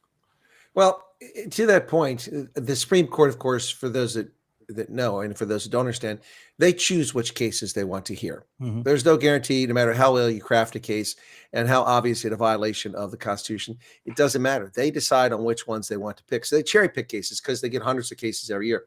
This is a case that no court, whether it's the Warren Court or it's the Rehnquist Court or it's the current court, none of them had the courage to actually take on this case when it's come up. They've just been turned aside. Right. I would not be surprised to see this court take it on if the Democrats try to do a legal challenge to this and say that they have the authority. And if such a thing would happen with the court sitting there now, I strongly suspect that the War Powers Act would be declared unconstitutional. And that's probably why we won't see any challenge to it while it's a supposed conservative court, which it's not. It's more like a 5-4 and barely that. So I think that that Trump is in good shape here legally, and it really doesn't matter because at the end of the day, and I've repeated this throughout the past week, telling people this over and over again as I described events, a lot of people are wringing their hands over the rules-based international order. Ooh, this violates the norms. What are we going to do when countries just invade other countries? What, you mean like Russia invading Ukraine? Right. And 45 African or 38 African countries refused to sanction Russia over that. Right. Or what about when Vietnam was invaded by China in 1979? Or how about the unilateral actions by some players to stop the horror? For instance, in 1979, the Vietnamese army invaded Cambodia to stop Pol Pot and the Khmer Rouge from murdering people. They'd already killed 1 million by that point, but that's how they stopped it. In 1979, the Tanzanian army invaded Uganda to stop a slaughter of civilians there. And that worked, unilateral action. And of course, the United States has done a unilateral operation here to take an accused narco-terrorist away. It's interesting how people are selective in their memory about how the world is. It's never been like this. Of course, it's like this. Unfortunately, at the end of the Cold War, we were saddled with Bill Clinton, whose policy of national security strategy was engagement and enlargement. In other words, let's sit around the table and listen to what all the weak players have to say. The reality is this, gentlemen. This is the reality. People just don't like this because the thing is, as a political scientist, this falls right in my lane. And I love to talk about it because what the left likes to rely on here is liberalism, but not liberalism or think of in America, but liberalism from an international relations standpoint, but with a touch of constructivism in there. And constructivism means you rely on common norms and mores and values. And so you reach laws and you agree to abide them. But the bottom line with the international order is it only exists as long as the powerful choose to subvert their sovereignty to it. Because the United States Senate never approved the Paris Climate Accord, it was never binding to the United States because the president can sign whatever he wants. It's not law unless the Senate ratifies a treaty. So therefore, we weren't part of it. The Chinese produce over 350 coal-fired power plants every year. They now produce more carbon emissions than the rest of the planet combined. They burn more coal than the whole planet, China, in every single year. Yet They're not beholden to the climate, of course. So Paris has seen the temperature rise because it's useless. The point here is the rich will do what they want. The poor will suffer what they must. This is what we were told by Thucydides and on Peloponnesian War about 2,000 years ago. He already saw this in the Malian dialogue. When the Athenians attacked the small island of Malea, which had never done anything to harm Athens, Athens was a powerful state. They just wanted more colonies. And so they went to this island and they rounded up the women and children, enslaved them. They murdered the men. And before they did that, before they surrendered, they said that the Malians said, "But we've done you no harm. We've done you injustice. Why are you doing this to us? So we want to live in peace." And the Athenians said, "The strong will do what they want, and the weak will suffer what they must." So that's the bottom line here. Who's going to stand up in the United States? UN? Please spare me. What's the UN going to do? I don't mean to be callous and uncaring, but that's the reality. And that is the reality. China has ignored the International Court of Justice, which said that its claim to the fictitious 9-dash line, which extends 1,000 miles past the shore of China into the territorial waters of Indonesia, Vietnam, and the Philippines. And they send their Coast Guard down there and they attack commercial shipping, water canning them, arresting their fishermen, harassing them, building naval bases, destroying coral reefs in the atolls there. And they simply ignore the ruling of the court, who said they have no right to it and they must vacate it. The rich will, or the powerful will do what they want, and the weak will suffer what they must. And that's the bottom line here. And people don't like that. Then that's too bad. Bury your head in the sand and pretend that South Africa's president going, "Oh, we demand the release of Maduro," is going to lead to release Maduro. Yeah, you are right, smoking your socks. Not going to happen. Not going to do it. Sorry. Yeah. Was that too much, John? Did I give you too much to think about? No, you gave that was excellent. That was excellent commentary. No, I'm looking at we have the authorized use of military force, which the only existing law for that is from 2001, and that was for Iraq and Afghanistan, I think, to fight back terrorism. But yet every president since has used that to go to Yemen and go to Somalia, and they say they're fighting terrorism under that act, but that act didn't qualify for where they were attacking. In fact, I believe Obama had bombed coordination with France, had bombed a convoy in Libya, which resulted to Gaddafi being captured by Libyan rebels and executed. Yeah, they didn't have any authority for that. But then I was doing some research for, if you can't find it in the laws, where else can you find it? What's this ruling say? And you start looking at who's got sole discretion, sole power for foreign affairs. The president of the United States of America. So here's a country in South America, Venezuela, which was taken over by a dictator who, as you described earlier, Chris, he can't nobody's going to overthrow him. Nobody's going to surrender him. So Trump did the indictment thing. The world courts have already the world has already recognized, the United Nations, Organization of American States, the European Union, all recognize this guy as an illegitimate president. Therefore, he didn't have sovereignty. Did he? Did he have sovereignty? If he was an illegitimate president, the illegitimate president had to flee for his life to Spain in asylum. So, according to what I've read, a lot of people or a lot of presidents in the past felt like because they're the sole heirs of foreign affairs, they can use the military at their discretion for police actions. Well, look, here's the thing. It's called the Monroe Doctrine for a reason. President Monroe established it to tell the European colonizers to stay out of our hemisphere. It's in our national interest. It's none of your business. Stay out. And we've invoked it, whether we call it the Monroe Doctrine or not. We've invoked it many, many times over the past couple of centuries. The problem is that the culture, the political culture, and the social culture of Latin America leads it to have, basically fascist totalitarians that run their countries every so often. And the course has to be corrected, whether it's Cuba or Argentina or Brazil. Look at what's happening now. The sitting president is a convicted felon who purportedly won the last election, and then has had his predecessor arrested on trumped up bogus charges of election interference, and now is in prison for something like 23 years or something like that, or whatever it is. It's absolutely ridiculous. These are banana republics. Venezuela is no different. The list goes on and on. Panama, no different. The only stable state over a long period of time in Latin America has been Costa Rica, which is a well-run country. It's small, it's homogenous for the most part, just a couple population groups, and it's been very, very successful, Costa Rica. Chile has now had a long period of success, but it had many years of horrible circumstances. Latin America is just a basket case, and it has everything to do with the formation of the polities in Latin America, which were powerful, small numbers of Spanish, overruling or overlording over indigenous Native American populations that were powerless and essentially serfs for centuries. And that dynamic leads to the situation we have today. People have a sense of entitlement because their Spanish ancestor ruled Colombia or ruled Peru, and the Inca really aren't in charge. And that carries through to today. Now, a little bit of that got turned around, upset in Venezuela because of Hugo Chavez's populist revolt, which was basically the indigenous population that was revolting against the Spanish population. And they destroyed the country. Why? Because the culture is just broken. Institutions are unreliable, especially the military, the courts, and a lot of these countries have gangsters that operate in them too with impunity. And Colombia is a good example. Venezuela is another example. Look, you're not going to fix Venezuela or Latin America in the next 3 centuries. Not until these people grow up, and they become Starship Troopers. Maybe then.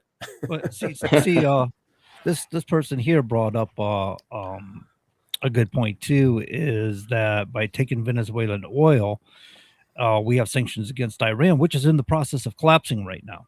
We're seeing a lot of strife over there, a lot of protest over there. In fact, I think the protesters are begging Trump to go over there and do what he did in Venezuela and Iran right now. And but we hold the oil that China was getting. We hold the oil that Iran was getting. So is Trump really just playing 4D chess here too? At the same time? He's definitely playing a 3-dimensional chess, and these other characters are playing checkers with Barney Fife. That's exactly what's going on. I mean, I coined that phrase, by the way, a couple of years ago. I like it. It works. Yeah, it works. Yeah, he's playing 3D chess with Mr. Spock. Yeah. They're playing checkers, and it's Barney Fife. No, Trump is 3 steps ahead. I mean, first off, look at what this did, guys. Okay, this not only was an unbelievably successful operation, which Trump didn't want to carry out. As late as June and July, he told Rubio, no, we're not going to do this. Let's just convince a guy to leave the country. We'll offshore him, a little, Caribbean island. We'll give him millions of dollars so he'll leave so the country can recover. That was Trump's angle. That's all he was looking for. He wasn't looking to overthrow the guy, to remove him, to demand oil, to restructure Venezuela. And that's a matter of record. There are plenty of witnesses to this. Trump overruled Marco Rubio. But in the end, this guy, just proved to be such a thorn and such a troublemaker. And this just became an issue. He's supplying oil to Iran and China, who's not our friend. So yes, beyond the unbelievable military operation, which completely shut down the air defense and totally shut down the communications, not to mention the fact that despite Maduro changing residences 6 or 8 times per week, and sometimes 2 or 3 times in a day, we knew exactly where he was, when he was, and got him with no U.S. casualties. No U.S. casualties. 80 casualties in Venezuela, 26 of whom, or 32 of whom, were actually Cubans and interlopers there colonizing Venezuela. But no, so that's the first part of it. The second part of it is that the Russians have been making this big defensive move, selling their weapon systems all over the world, particularly their S-300 and their S-400 air defense system, which they say is amazing. It can shut down the stealth technology in the Americans. It can stop everything. None of them worked. Now, it's a combination of the technicians weren't there, the equipment was faulty, but also the things just weren't up to the task. So the vaulted multi-billion-dollar air defense system meant to stop the U.S. from doing exactly what they did. Not one shot was fired. The Venezuelans didn't even know they were being invaded until Delta Force was gone.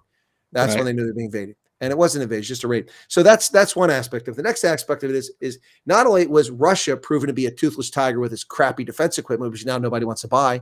They're like, I'm not buying that. It didn't work there. I'm going to spend my money buying Patriots or THAAD or something like that. Not only that, or even air defense from the Germans. Not only that, but the Chinese senior diplomats had a meeting with Nicolas Maduro 18 hours before we snatched him. Now, that was not coincidence. That was an intentional message to Beijing to get out of our backyard. And Beijing talks a big game. But what has China done? Did they stop it? Did they protect him? Are they there? Are they standing up for him? No, not even in the UN Security Council did they stand up for Venezuela. So if you thought you were going to be a client state of China and they're going to back you, bad choice. If you thought you're going to get your defense equipment from Russia because it's premier, bad choice. If you think you can play games and pussyfoot around with Donald Trump in his second term when he's 79 years old and he's got nothing to lose, bad choice. New sheriffs in town, new rules. We're back to the pre-existing world order in 1989. Might makes right, and too bad for you if you're not strong. That's just the reality of it. You sit and whine about it. You can talk about DEI, and you can talk about trans, and you can talk about blue hair, and you can talk about obese Victoria's Secrets models, whatever else trips your fancy.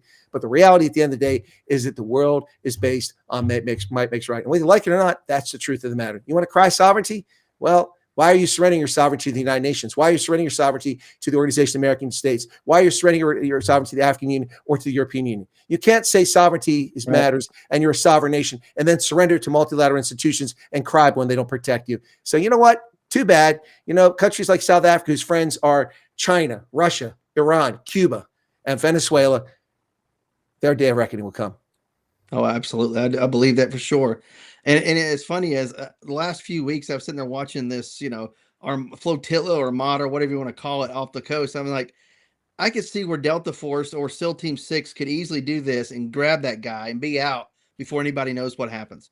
And in the back of my mind, I was thinking it's Delta Force's term, it's their time right now. They're up. SEAL Team 6, you can get it the next one. I mean, you've had enough glory for a while. Let the Army have a little bit of glory on this. No, we've already earmarked SEAL Team 6 for Cyril Ramaphosa in South Africa or for Gustave Petro in Colombia. I love the Shah of Iran has been talking with Russia like, hey, can I live in Moscow somewhere?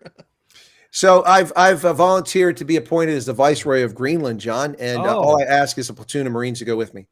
You got imagery for this too, I think. Yeah, I sure do. There he is. Hey, Viceroy. And I see your subjects have greeted you very well. Yeah, that's my cabinet of Inuit advisors. Yeah, what are the names? We got to give them names now.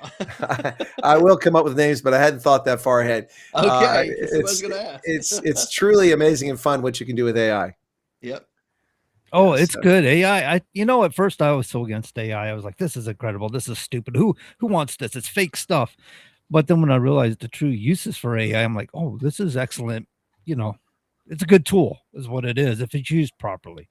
I have a very good use for AI. I would like to replace Ilhan Omar, Ayanna Pressley, Alexandria Ocasio-Cortez, Eric Swalwell. Well, he's already gone now, and a host of other demon rats in the house with just artificial intelligence versions of them, which I can program so that they have common sense. Yep. And it could be like a little box, its own thing. It's like, hey, Congressman, which way do you vote? I vote yay, and that's it. It's over. No. It's which way did the Viceroy of Greenland vote? I vote that way. Which way did the Viceroy vote?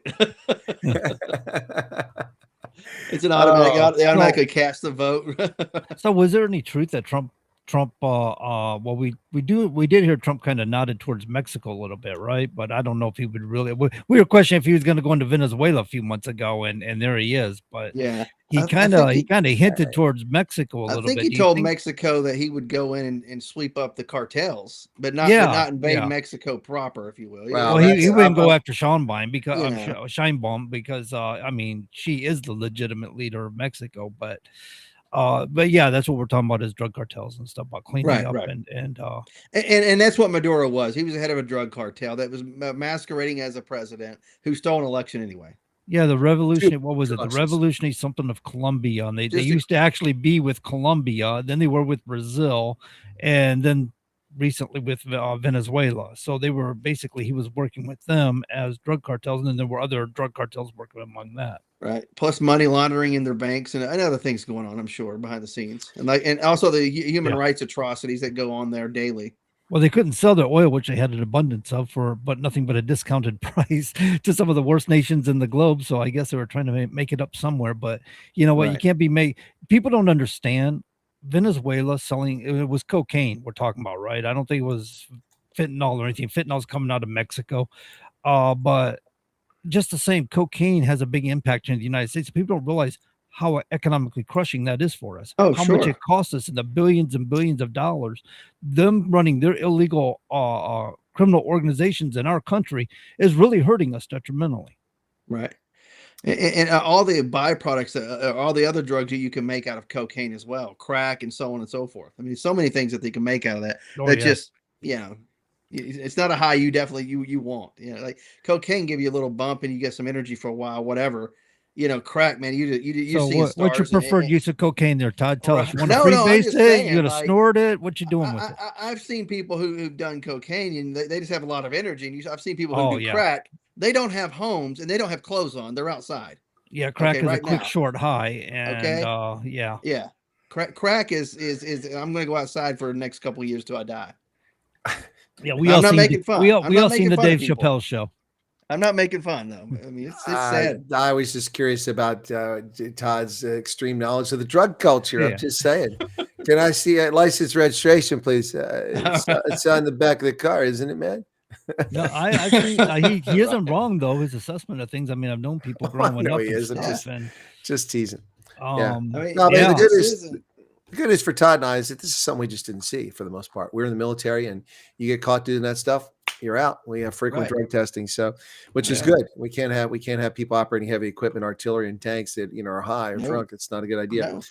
Yeah, no. So No, in that's addition, what people do in Congress. We don't, Right. they don't want the well, competition. I They want it for don't themselves. think they're handling tanks, but they are handling motor vehicles, which are I know, dangerous I'm items. being Yeah. smart a guy about the drugs. No, never mind. So we have two, John. We have now acquired 2 oil tankers today. One in the Caribbean and one trying to skirt away from us through the North Atlantic, seized off the No. shore of Iceland Yeah. by the U.S. Coast Guard. Yeah, and it happens to be, I don't know, they're kind of confused because it changes names and changes flags. No. See, this is illegal. What they did is they tried to, Uh-huh. while at sea, re-register the ship. You can't. They claim You it's a can't. Russian. Can't do that. Now they tried to do No. that. So you can't just pay. It's like pirates, back in the 17th Right. century. You can't just run another flag up and say you're a Dutch ship or you're a Was French it ship when it's Nicolas convenient. Cage movie, The God of War, where he goes to the back of the and changes the name of the boat and changes the flag and everything? Yeah. Yeah. Nope, you can't do that. Yeah. Well, if you're pirating, yeah, I mean, you can look Oh, like right, you're right, from, of course. you know, Yeah, right. then you lower the flag last minute and raise your Jolly Roger. And I got you. Yeah, well, the point of the story there is that just because they painted a Russian flag on the ship doesn't mean it's a Russian. And it doesn't matter. The Yeah. provenance of the ship, the origin was that it was a ship sanctioned by the United States. Just because you change the flag name doesn't change the fact that it was involved in illicit operation. There's an indictment against it. So we now sees 2 oil ships. That was the one that evaded us. How the heck do you escape from the U.S. Navy with all those ships down there and the Coast Guard in the Caribbean with all those islands in between? You think there's no way they got through, but they got all the way over to Europe or Russia or somewhere, and they were coming back. So we got those 2, and then of course, John, are you going to talk about the ICE raid in Minneapolis? yeah, we can transition to that if you want to. I've got my own opinions about it, but what do you think, Chris? Why don't you let Todd go? I mean, I want to hear, All see right, what Todd's got Todd? to say. No, I've not read a lot about it. I've only heard some things on Fox News in passing. So I think it was they were laying in wait to ambush, and they knew where they were going to be. That's what I'm gathering. I don't know much more about it. Well, I have watched multiple footage of it, and there were a lot of characters out there. What appears to have been the case is that ICE was in a neighborhood, and these leftist radicals, insurrectionists, anti-rule of law people, had blocked the road and obstructed justice, the Justice Department, ICE, from conducting its mission. One of the vehicles began to pull away. A ICE officer walked around the front of an SUV. Another walked up to the door and said, "Get out of the vehicle." The operator of the vehicle grabbed the ICE officer's hand and pushed them away from the vehicle and tried to pull away. And in doing that, they backed up, then they pulled forward. And then as they were pulling forward, they drove into an ICE agent. Now, people are refuting this, but if you see different angles, you can clearly see that his life was in jeopardy. And he drew his weapon in less than a second and fired 4 rounds. The initial one right through the windshield, obviously struck the person either in the chest or in the head, and the vehicle continued forward, and he fired 3 more rounds. It sounded like 3 more rounds. It happened so fast, unless it's not even a second and a half for all this.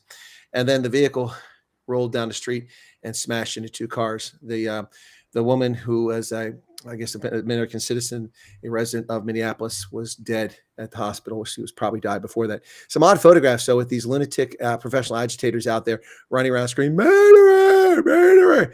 Now, look, it's a tactical decision by the agents on the ground, so I will not fault them.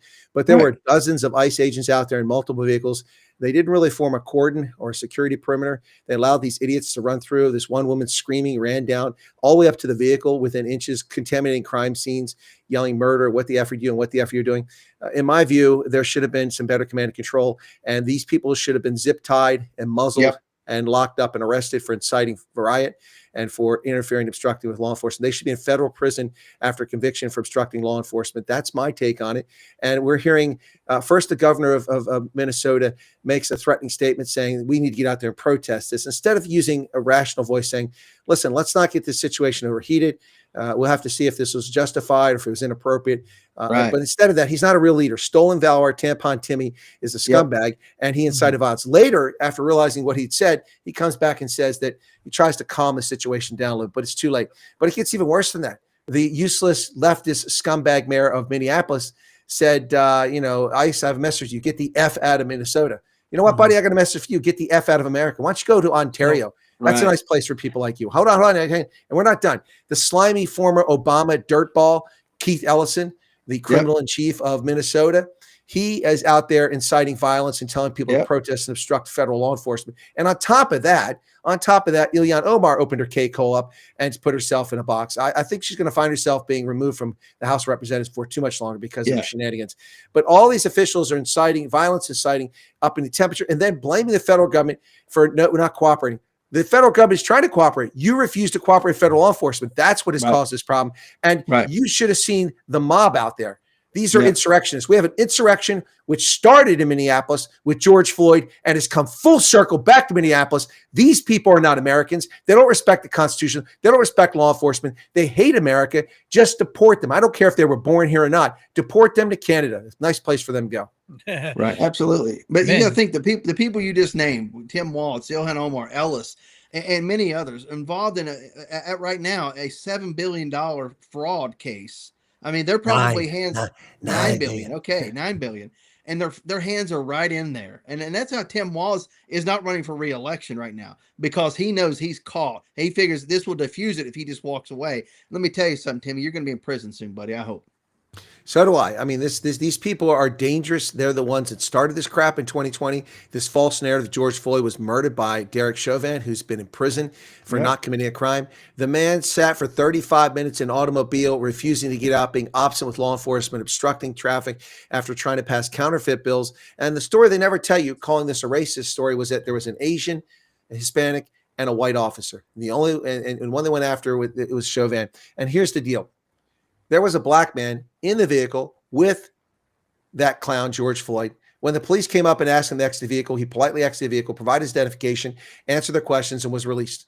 But Floyd, who was high on fentanyl at the time, also operating a vehicle illicitly under the influence, refused to get out. They got him out, and the coroner's report says the cause of death is fentanyl poisoning, not a chokehold. Yet Derek Chauvin is in prison as a victim of what happened. And then taking the case of the officer who pulled a weapon on a known felon who was dragging a police officer to his death, and she fired live ammunition instead of a taser at the guy. Quite frankly, a taser wouldn't have done anything except hit the back windshield. She shot the guy, and she went to prison. She's out now, but her life was destroyed as a proud law enforcement officer and turned into a convicted felon and a person responsible for manslaughter because of the actions of felons. The reason these problems are happening is because we've tolerated it for 25 years. Misbehavior has not been punished. Cashless bail, this nonsense of turning rapists and murderers loose on the streets of Philadelphia to go and rape and murder in the same neighborhoods they just did it in because of this namby-pamby bull stuff. This is utter nonsense. Los Angeles, Chicago, Minneapolis, DC, Boston, these are outrageous, out of control, undemocratic, illicit, illegal city governments that should all be removed from office and imprisoned for their treason against the United States. I would be right there with you, 100% for sure. Although I think as a form of correction, I think there was a Spanish officer with Chauvin who was also charged and prosecuted, but not to the same extent. No, all three. The Asian one was also charged, but Chauvin was the fall guy because he was white. Yeah, it was entirely racist against Chauvin. But he's the one that has hands on him too. But they all had their hands on him in the video at different points. No, and it doesn't matter. But he didn't die from that. That wasn't the cause of death. No, you're right. Right.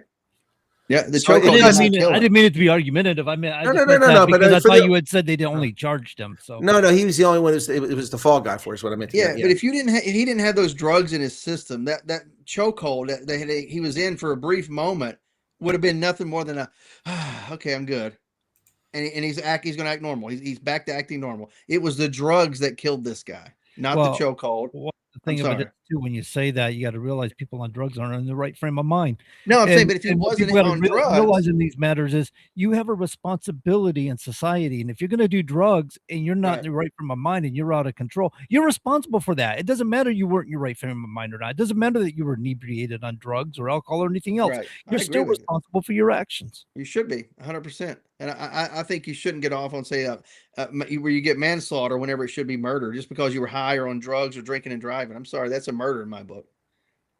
Yeah, it is. You're still responsible for that. I agree. It's like that woman telling me, you get drunk sometimes and accidents happen. You might get pregnant, you need an abortion. Well, let's use that logic on drinking and driving for a second.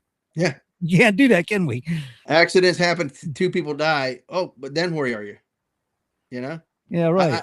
I guess that the abortion only one person dies, right? And the DUI 2 people die. I don't know. Yeah, I people don't. are sad. Well, People are multitude sad. could be a DUI. It could be 10 people. You never know. Yeah. Oh, I know. Absolutely. But yeah, no, I mean, just that kind of logic, that I can't be held responsible for my actions logic. It's like, yes, you can, because you are responsible for your actions. Whether you want to deny it or not, it's irrelevant. Right. Right. There'd be very few instances whenever I'd want to give somebody a break. A mental illness where they can't control, a traumatic brain injury where they can't control something like that. Yeah, obviously I'm going to give you a pass on things. But you decide to do drugs or alcohol, and especially to an extreme where you're out there, you have no control over anything. I'm sorry, you chose that. So on this That's my Minnesota thing, opinion. today, I kind of took a little bit of different stance. You hit a lot of like key points that I agree with, and I that were on my mind too. But one of the things I kind of wonder about is police procedure need to be addressed, how we're handling things. I mean, this was a U.S. citizen. She was in the wrong. She was blocking traffic. And yes, she was driving towards a law enforcement officer, but he was also putting himself in harm's way by standing in front of her vehicle, watching her and seeing her actions. He was anticipating she was going to roll forward toward him. And that's one of the concerns I have is, what was their purpose there? It certainly wasn't to shoot her. It wasn't to arrest her. She wasn't a target for their operation. But now she become the focal point because she got shot and killed, which means they didn't apprehend those they were there for. Or as far as I know, they didn't. I don't know the status of that, but just like the judge who allowed a criminal alien to escape through private chambers and now is a convicted felon and tries to pretend that she stood for justice. You're not standing for justice. And you're listening to the vomit-inducing bile coming out of the mouth of the scum mayor of Minneapolis, St. Paul, saying that long-term residents of our city, people, families being broken up. These are criminal alien invaders. They violated a sovereignty. They stole jobs from people. They lowered wages. They caused chaos. They've made housing shortages because they flooded in our country illegally. They should have come here and stood in line like everybody else and went through the legal process. I don't care if they're long-term residents. This nonsense. Well, it's so unfair. He's been here 50 years. Well, he should thank his lucky stars. He was able to defraud the American people for 50 years. At the age of 70, he's going back to Venezuela, back to El Salvador, back to Kazakhstan. These idiots within and they're disrupting the social fabric of our city. These people, diversity? What, like $9 billion built by mostly Somalis? Stop with the nonsense. The group who went to Minnesota that's really integrated and did you never talk about them? Is the Hmong people. The tens of thousands of Hmong came over from Laos after the end of the Vietnam War and settled in Minnesota. You never hear about the Hmong people in gangs or stealing from the government or creating fictitious daycare centers or standing out there like centers. Or standing out there like the descendants of Norwegians and Germans and Swedes going, oh, ice is terrible, ice is terrible. No, the Hmong are just normalized American citizens. They've contributed. That's your diversity that's made a role in this country, not this nonsense these people are out there doing. Look, I'm tired of Minnesota. I've been there too many times. It's too out of control. These people need to be reeled in. It's out of control. This is an insurrection. It is an insurrection to U.S. authority. I think it's time for them to start arresting these people with the whistles. I think it's time for I mean, here you got 3 officers around this lady's car while they're trying to handle this, and you got a civilian standing there right up on the passenger side of that vehicle, right in the mess of it. These guys were right in the middle of their crime scene the whole time. They were telling them to get out of their crime scene. They're video recording them and stuff. And the cops were like, get out of our crime scene. What are you doing? You're not supposed to be in here. And, I'm trying to help. What are you helping with? You got a video. You got your cell phone out video recording. You're acting you're not like a helping jackwagon. Look, That's not helping. And also, let's get back to the officer. That motor vehicle is a deadly weapon. And it's deadly force to drive to somebody. That vehicle is obstructing a police convoy, multiple vehicles. And crowd was forming, threatening the safety of those public officials. That's what was unfolding in that scene. The police politely approached the vehicle. She had her window down. They told her to get out of the car. She said something to him we couldn't hear. And he's like, get the F out of the car, grabs for the door handle, which was locked. And she smacks the police officers. That's assaulting a police officer. That's already a felony right there. Then she backs the vehicle up and then she pulls forward. And the police officer, back to your point, who was standing in front of the vehicle, he has a responsibility to protect the public. That's what he was doing by standing in front of the vehicle. A police officer doesn't expect for someone to run them over. That's a crime. That's attempted murder. No, you're right. It is a crime. I don't think he's there as a visual him, to tell that he person was to in the stop. way. Yeah. No, he wasn't in the way. He was executing his job. Okay, but he was in the path of travel. She was trying to avoid hitting him, but he was in the path of travel. She was told to exit the vehicle. That's a lawful order. You're not listening to me. We're killing U.S. citizens, Chris. No, we we're got not. cops out there killing U.S. citizens over nonsense No. like this.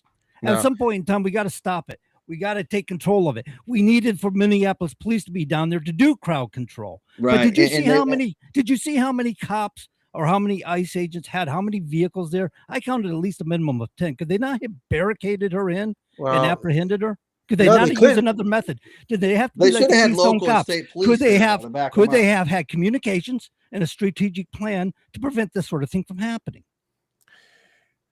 You're missing the point entirely. It doesn't really matter. She was presenting a danger to the public. She was ordered out of the vehicle, and she chose to run over an officer.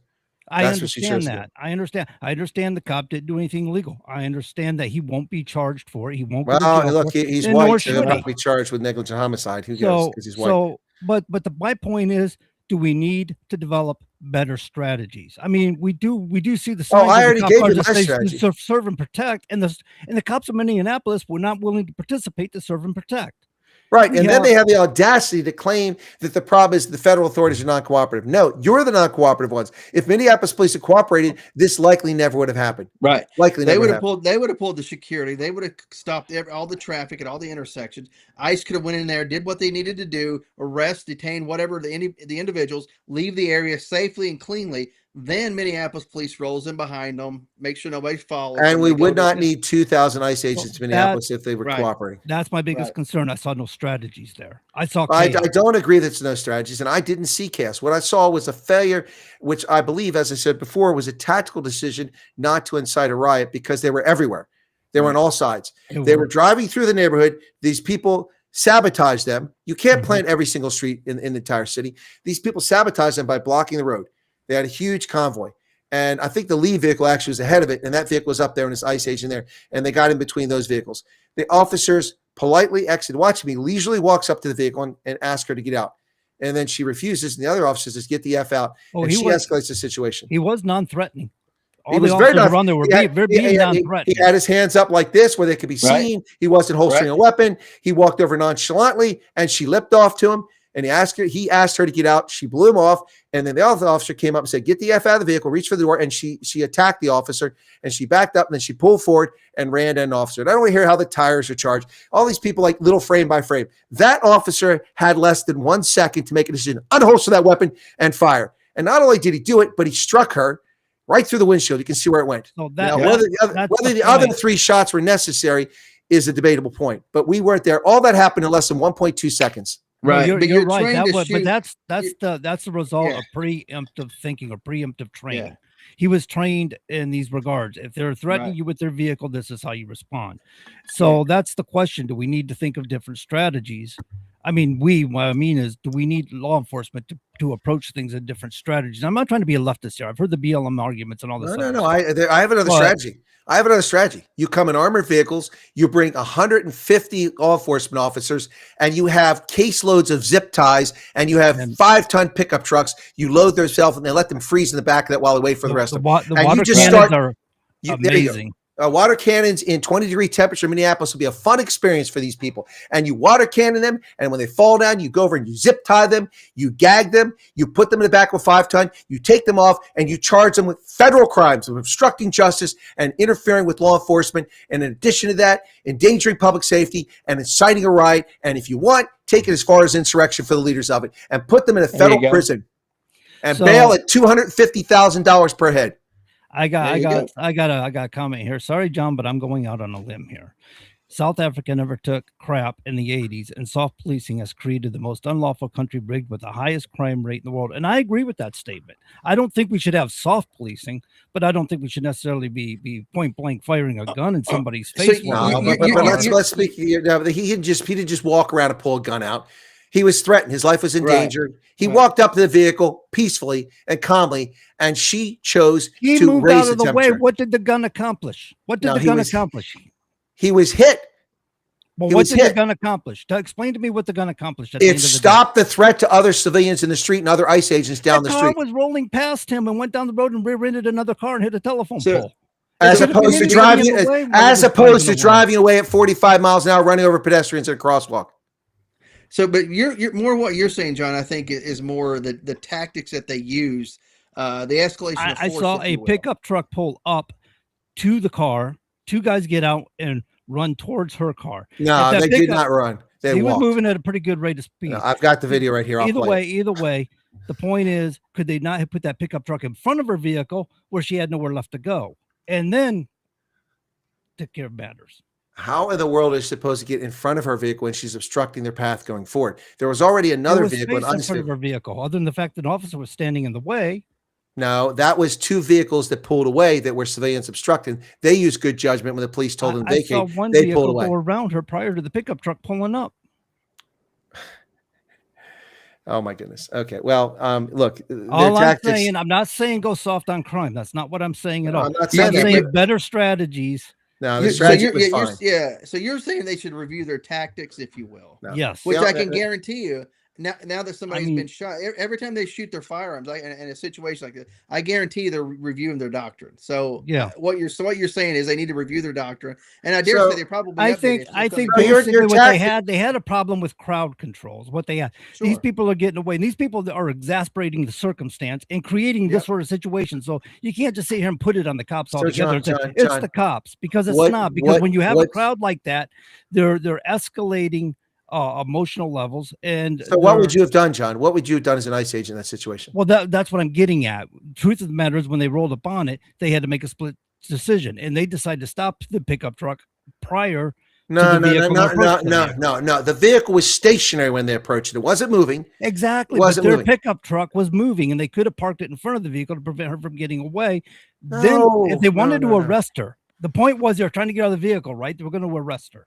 They told her to move. She was obstinate and refused. They got out of their vehicle. They came forward and they approached her peacefully. She chose to raise the temperature. So I'm saying, what tactics? But the only thing they could have done. I don't know what you've seen compared to what I've seen. I've seen the video. The woman screamed, "Murderer! What are you doing, man?" The video I saw, but I saw. No, there's her. two of them. I couldn't hear any officers giving any commands, lawful commands, because she was too busy cursing and swearing over the officers. You couldn't hear anything. So okay, dominating the mic. I'm watching this. The first 3 seconds, there is her SUV, which is a Honda. There's a government vehicle in front of her that managed to get around on the right-hand side, it appears, and that's where the one officer comes from that does the shooting. So the vehicle is there. The vehicle is there. She's in it, and there's civilians behind the vehicle. There's a law enforcement officer telling these people to move. And this woman's filming. She's in his face, and he's standing behind that vehicle. There's a silver SUV. Let me see if that's a 4Runner. No, I don't know what that is. A Buick, something like that. It's pulling ahead. It's leaving because she left space for them to pull away. They were part of this convoy obstructionist. That vehicle's leaving. It's hard to tell because some of them. It's not hard to tell. I didn't have lights flashing. Some of them did, but I seen. I can see it. The two vehicles at the traffic light down the road where her vehicle come to arrest. Just past that, there were two vehicles that blocked the road. The vehicle approaches her. She's still blocking the road. Yes, the law enforcement could have gotten around it, but what if they go past and she rams the next vehicle and kills somebody? I'm not saying go past. I'm saying obstruct her path of travel if you're going to apprehend her. They asked her to get out of the vehicle. That means they were going to move that vehicle or they were going to arrest her. They were de-escalating. They asked her to move initially. She refused. So the vehicle stops approximately 15 feet from her. And it's a Titan. It's a gray Titan. Both officers, you can see the lights inside the vehicle flashing. And there's another vehicle, which is a civilian, which is in the street, which couldn't get through. She was obstructing all traffic. There's a civilian here, not a law enforcement. This is a POV. It looks like a Nissan. You must got more video than I got. I must have. And I see a law enforcement officer dressed in green ICE with body armor on, a sidearm, peacefully get out of the right-hand side passenger of the vehicle. Now, this is 7 seconds in. They pulled up at 4 seconds. 3 seconds later, he exits the vehicle. His partner exits the other side. Meanwhile, the person who did the shooting is behind the vehicle that she has. Now, hang on. So they all right, there it is. Get out of the car. Get out of the car. They told her to get out of the car at 10 seconds in. I can hear it. The ICE officer who winds up doing the shooting has now left and gone around towards his vehicle. In fact, okay, so let me see, 10 seconds in. All right, now the first officer, the driver of the truck, walks up. She's refused. He says, get out of the effing car. He reaches for the door. It's locked. She puts her reverse lights on to pull away from him. Not to leave the scene, to pull away from him. She tries to back away from him. People trying to say she was. Yeah. Okay. She did. And so then, she wasn't obeying a lawful order at that moment. Correct. I get that part. Yeah. Now the other officer has pulled around. He's standing in front of the vehicle. He's drawn his weapon. He has not shot. That is a legal use of force. He's drawing his weapon, pointing at her. This is 14 seconds in this video with this woman screaming. I'm not claiming there was any illegal use of force. Okay, hang on. And there it is. 3 shots fired. 3 shots fired. If you look at the road, the GSA vehicle by ICE has a door open. It was in front of her. She could have driven away safely when she was told to leave. She refused. They couldn't have boxed her in because if the vehicle there pulled forward, she could have driven down the road. The purpose wasn't to arrest her. The purpose was to clear the scene and stop the hazard to public safety. She was presenting a hazard to public safety. Instead of simply leaving, she was obstinate and she caused this situation. She escalated. The police officer was in danger. He drew his weapon and she chose to drive at him and he fired his weapon.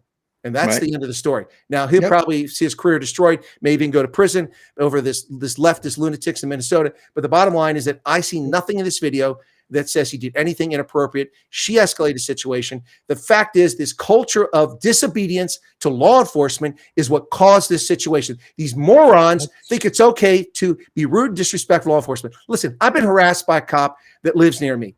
He harassed me one day, came up in his vehicle when he's off duty. And lipped off to me. And you know what I said?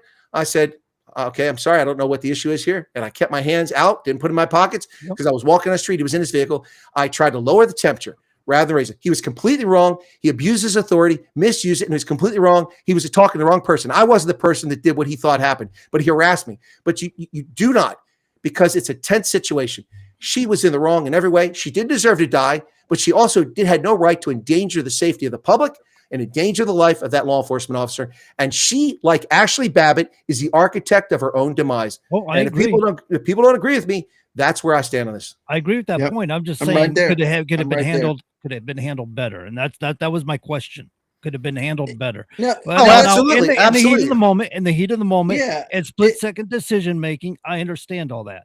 But as far as police strategy goes, as far as policy goes or police procedure goes, can things be changed where these sort of circumstances they can be trained to handle them better? I don't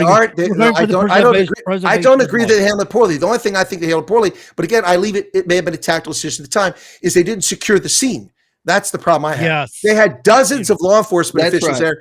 They get out of their vehicles and left their doors open. Now, somebody could jump in your car and jump on the radio or steal your shotgun. Yeah. They weren't out of control. They were calm, and some of the agents moved out to a perimeter, but they didn't secure the thing. With all those people present, maybe that's something you need to rehearse. If you come on, it's like contact on actions on come in contact. Right. You don't stay in the kill zone. In the military, you get out of the kill zone. You return fire and get out of the kill zone, and you form a defensive. So what they should have done is formed a perimeter immediately, and then control the scene, but they didn't control the scene. And then we see later on, we see them, these idiots in Minnesota attacking the Minnesota State Police and the Minneapolis Police Department, throwing snowballs at them, a gang of mob out there, an insurrectionist attacking the police who had nothing to do with this because they have disdain for law enforcement. Right. I wouldn't want to be a cop in Minnesota. I wouldn't want to be a cop in Minnesota because these people have no respect for law enforcement, because they have respect for themselves. They have respect for the flag. They have respect for this country. Deport all of them to frickin' Falkland Islands. And you know what? Hey, while we're at it, Greenland, Falkland Islands, Iceland, the Faroes. Let's go, Don. Get them all. Why not? We need living room. So no, I think the biggest fault in this was the fact that Minneapolis didn't step up and work with ICE to get the job done. Because if they were doing the crowd control, that's an issue right there. They wanted this because now this is a distraction for the 9 billion scam. That's where the tension is going to drift from. Yeah, the blood is on Tim Walz and the mayor there, and of course, whoever's in charge of the police that tell them not to show up. Yeah, blood is on their hands. I think really that's where everything fails, is because they didn't give them the manpower they needed to do crowd control, knowing the circumstances. Because these people have organized this, and this is a leftist thing. Somebody had to teach these guys to get the whistle. Somebody had to teach these guys to do these obstruction strategies. This wasn't something they just, hey, in our community we decided to do this. This is a nationwide effort. So that means the left has organized this. And some of these people on the left know that they may have to sacrifice themselves and be shot. I mean, they know that may happen, but it's for the bigger cause. These are psychotic people here. Yeah, you got a good point too. We're not dealing with people wrapped too tight. Not rational people. They got what they wanted. This is the moment they wanted. I think we got to the end of the show, guys. Well, guys, I hope you enjoyed that little drama in the last bit of the show. It's good. Got a little bit of reasoning in that, I think. So Well, that is our show for the evening, ladies and gentlemen. We hope you got something out of it. Join us again next week. Same time, same place. Till then, be good. If you can't be good, well, be good at it. And we gone.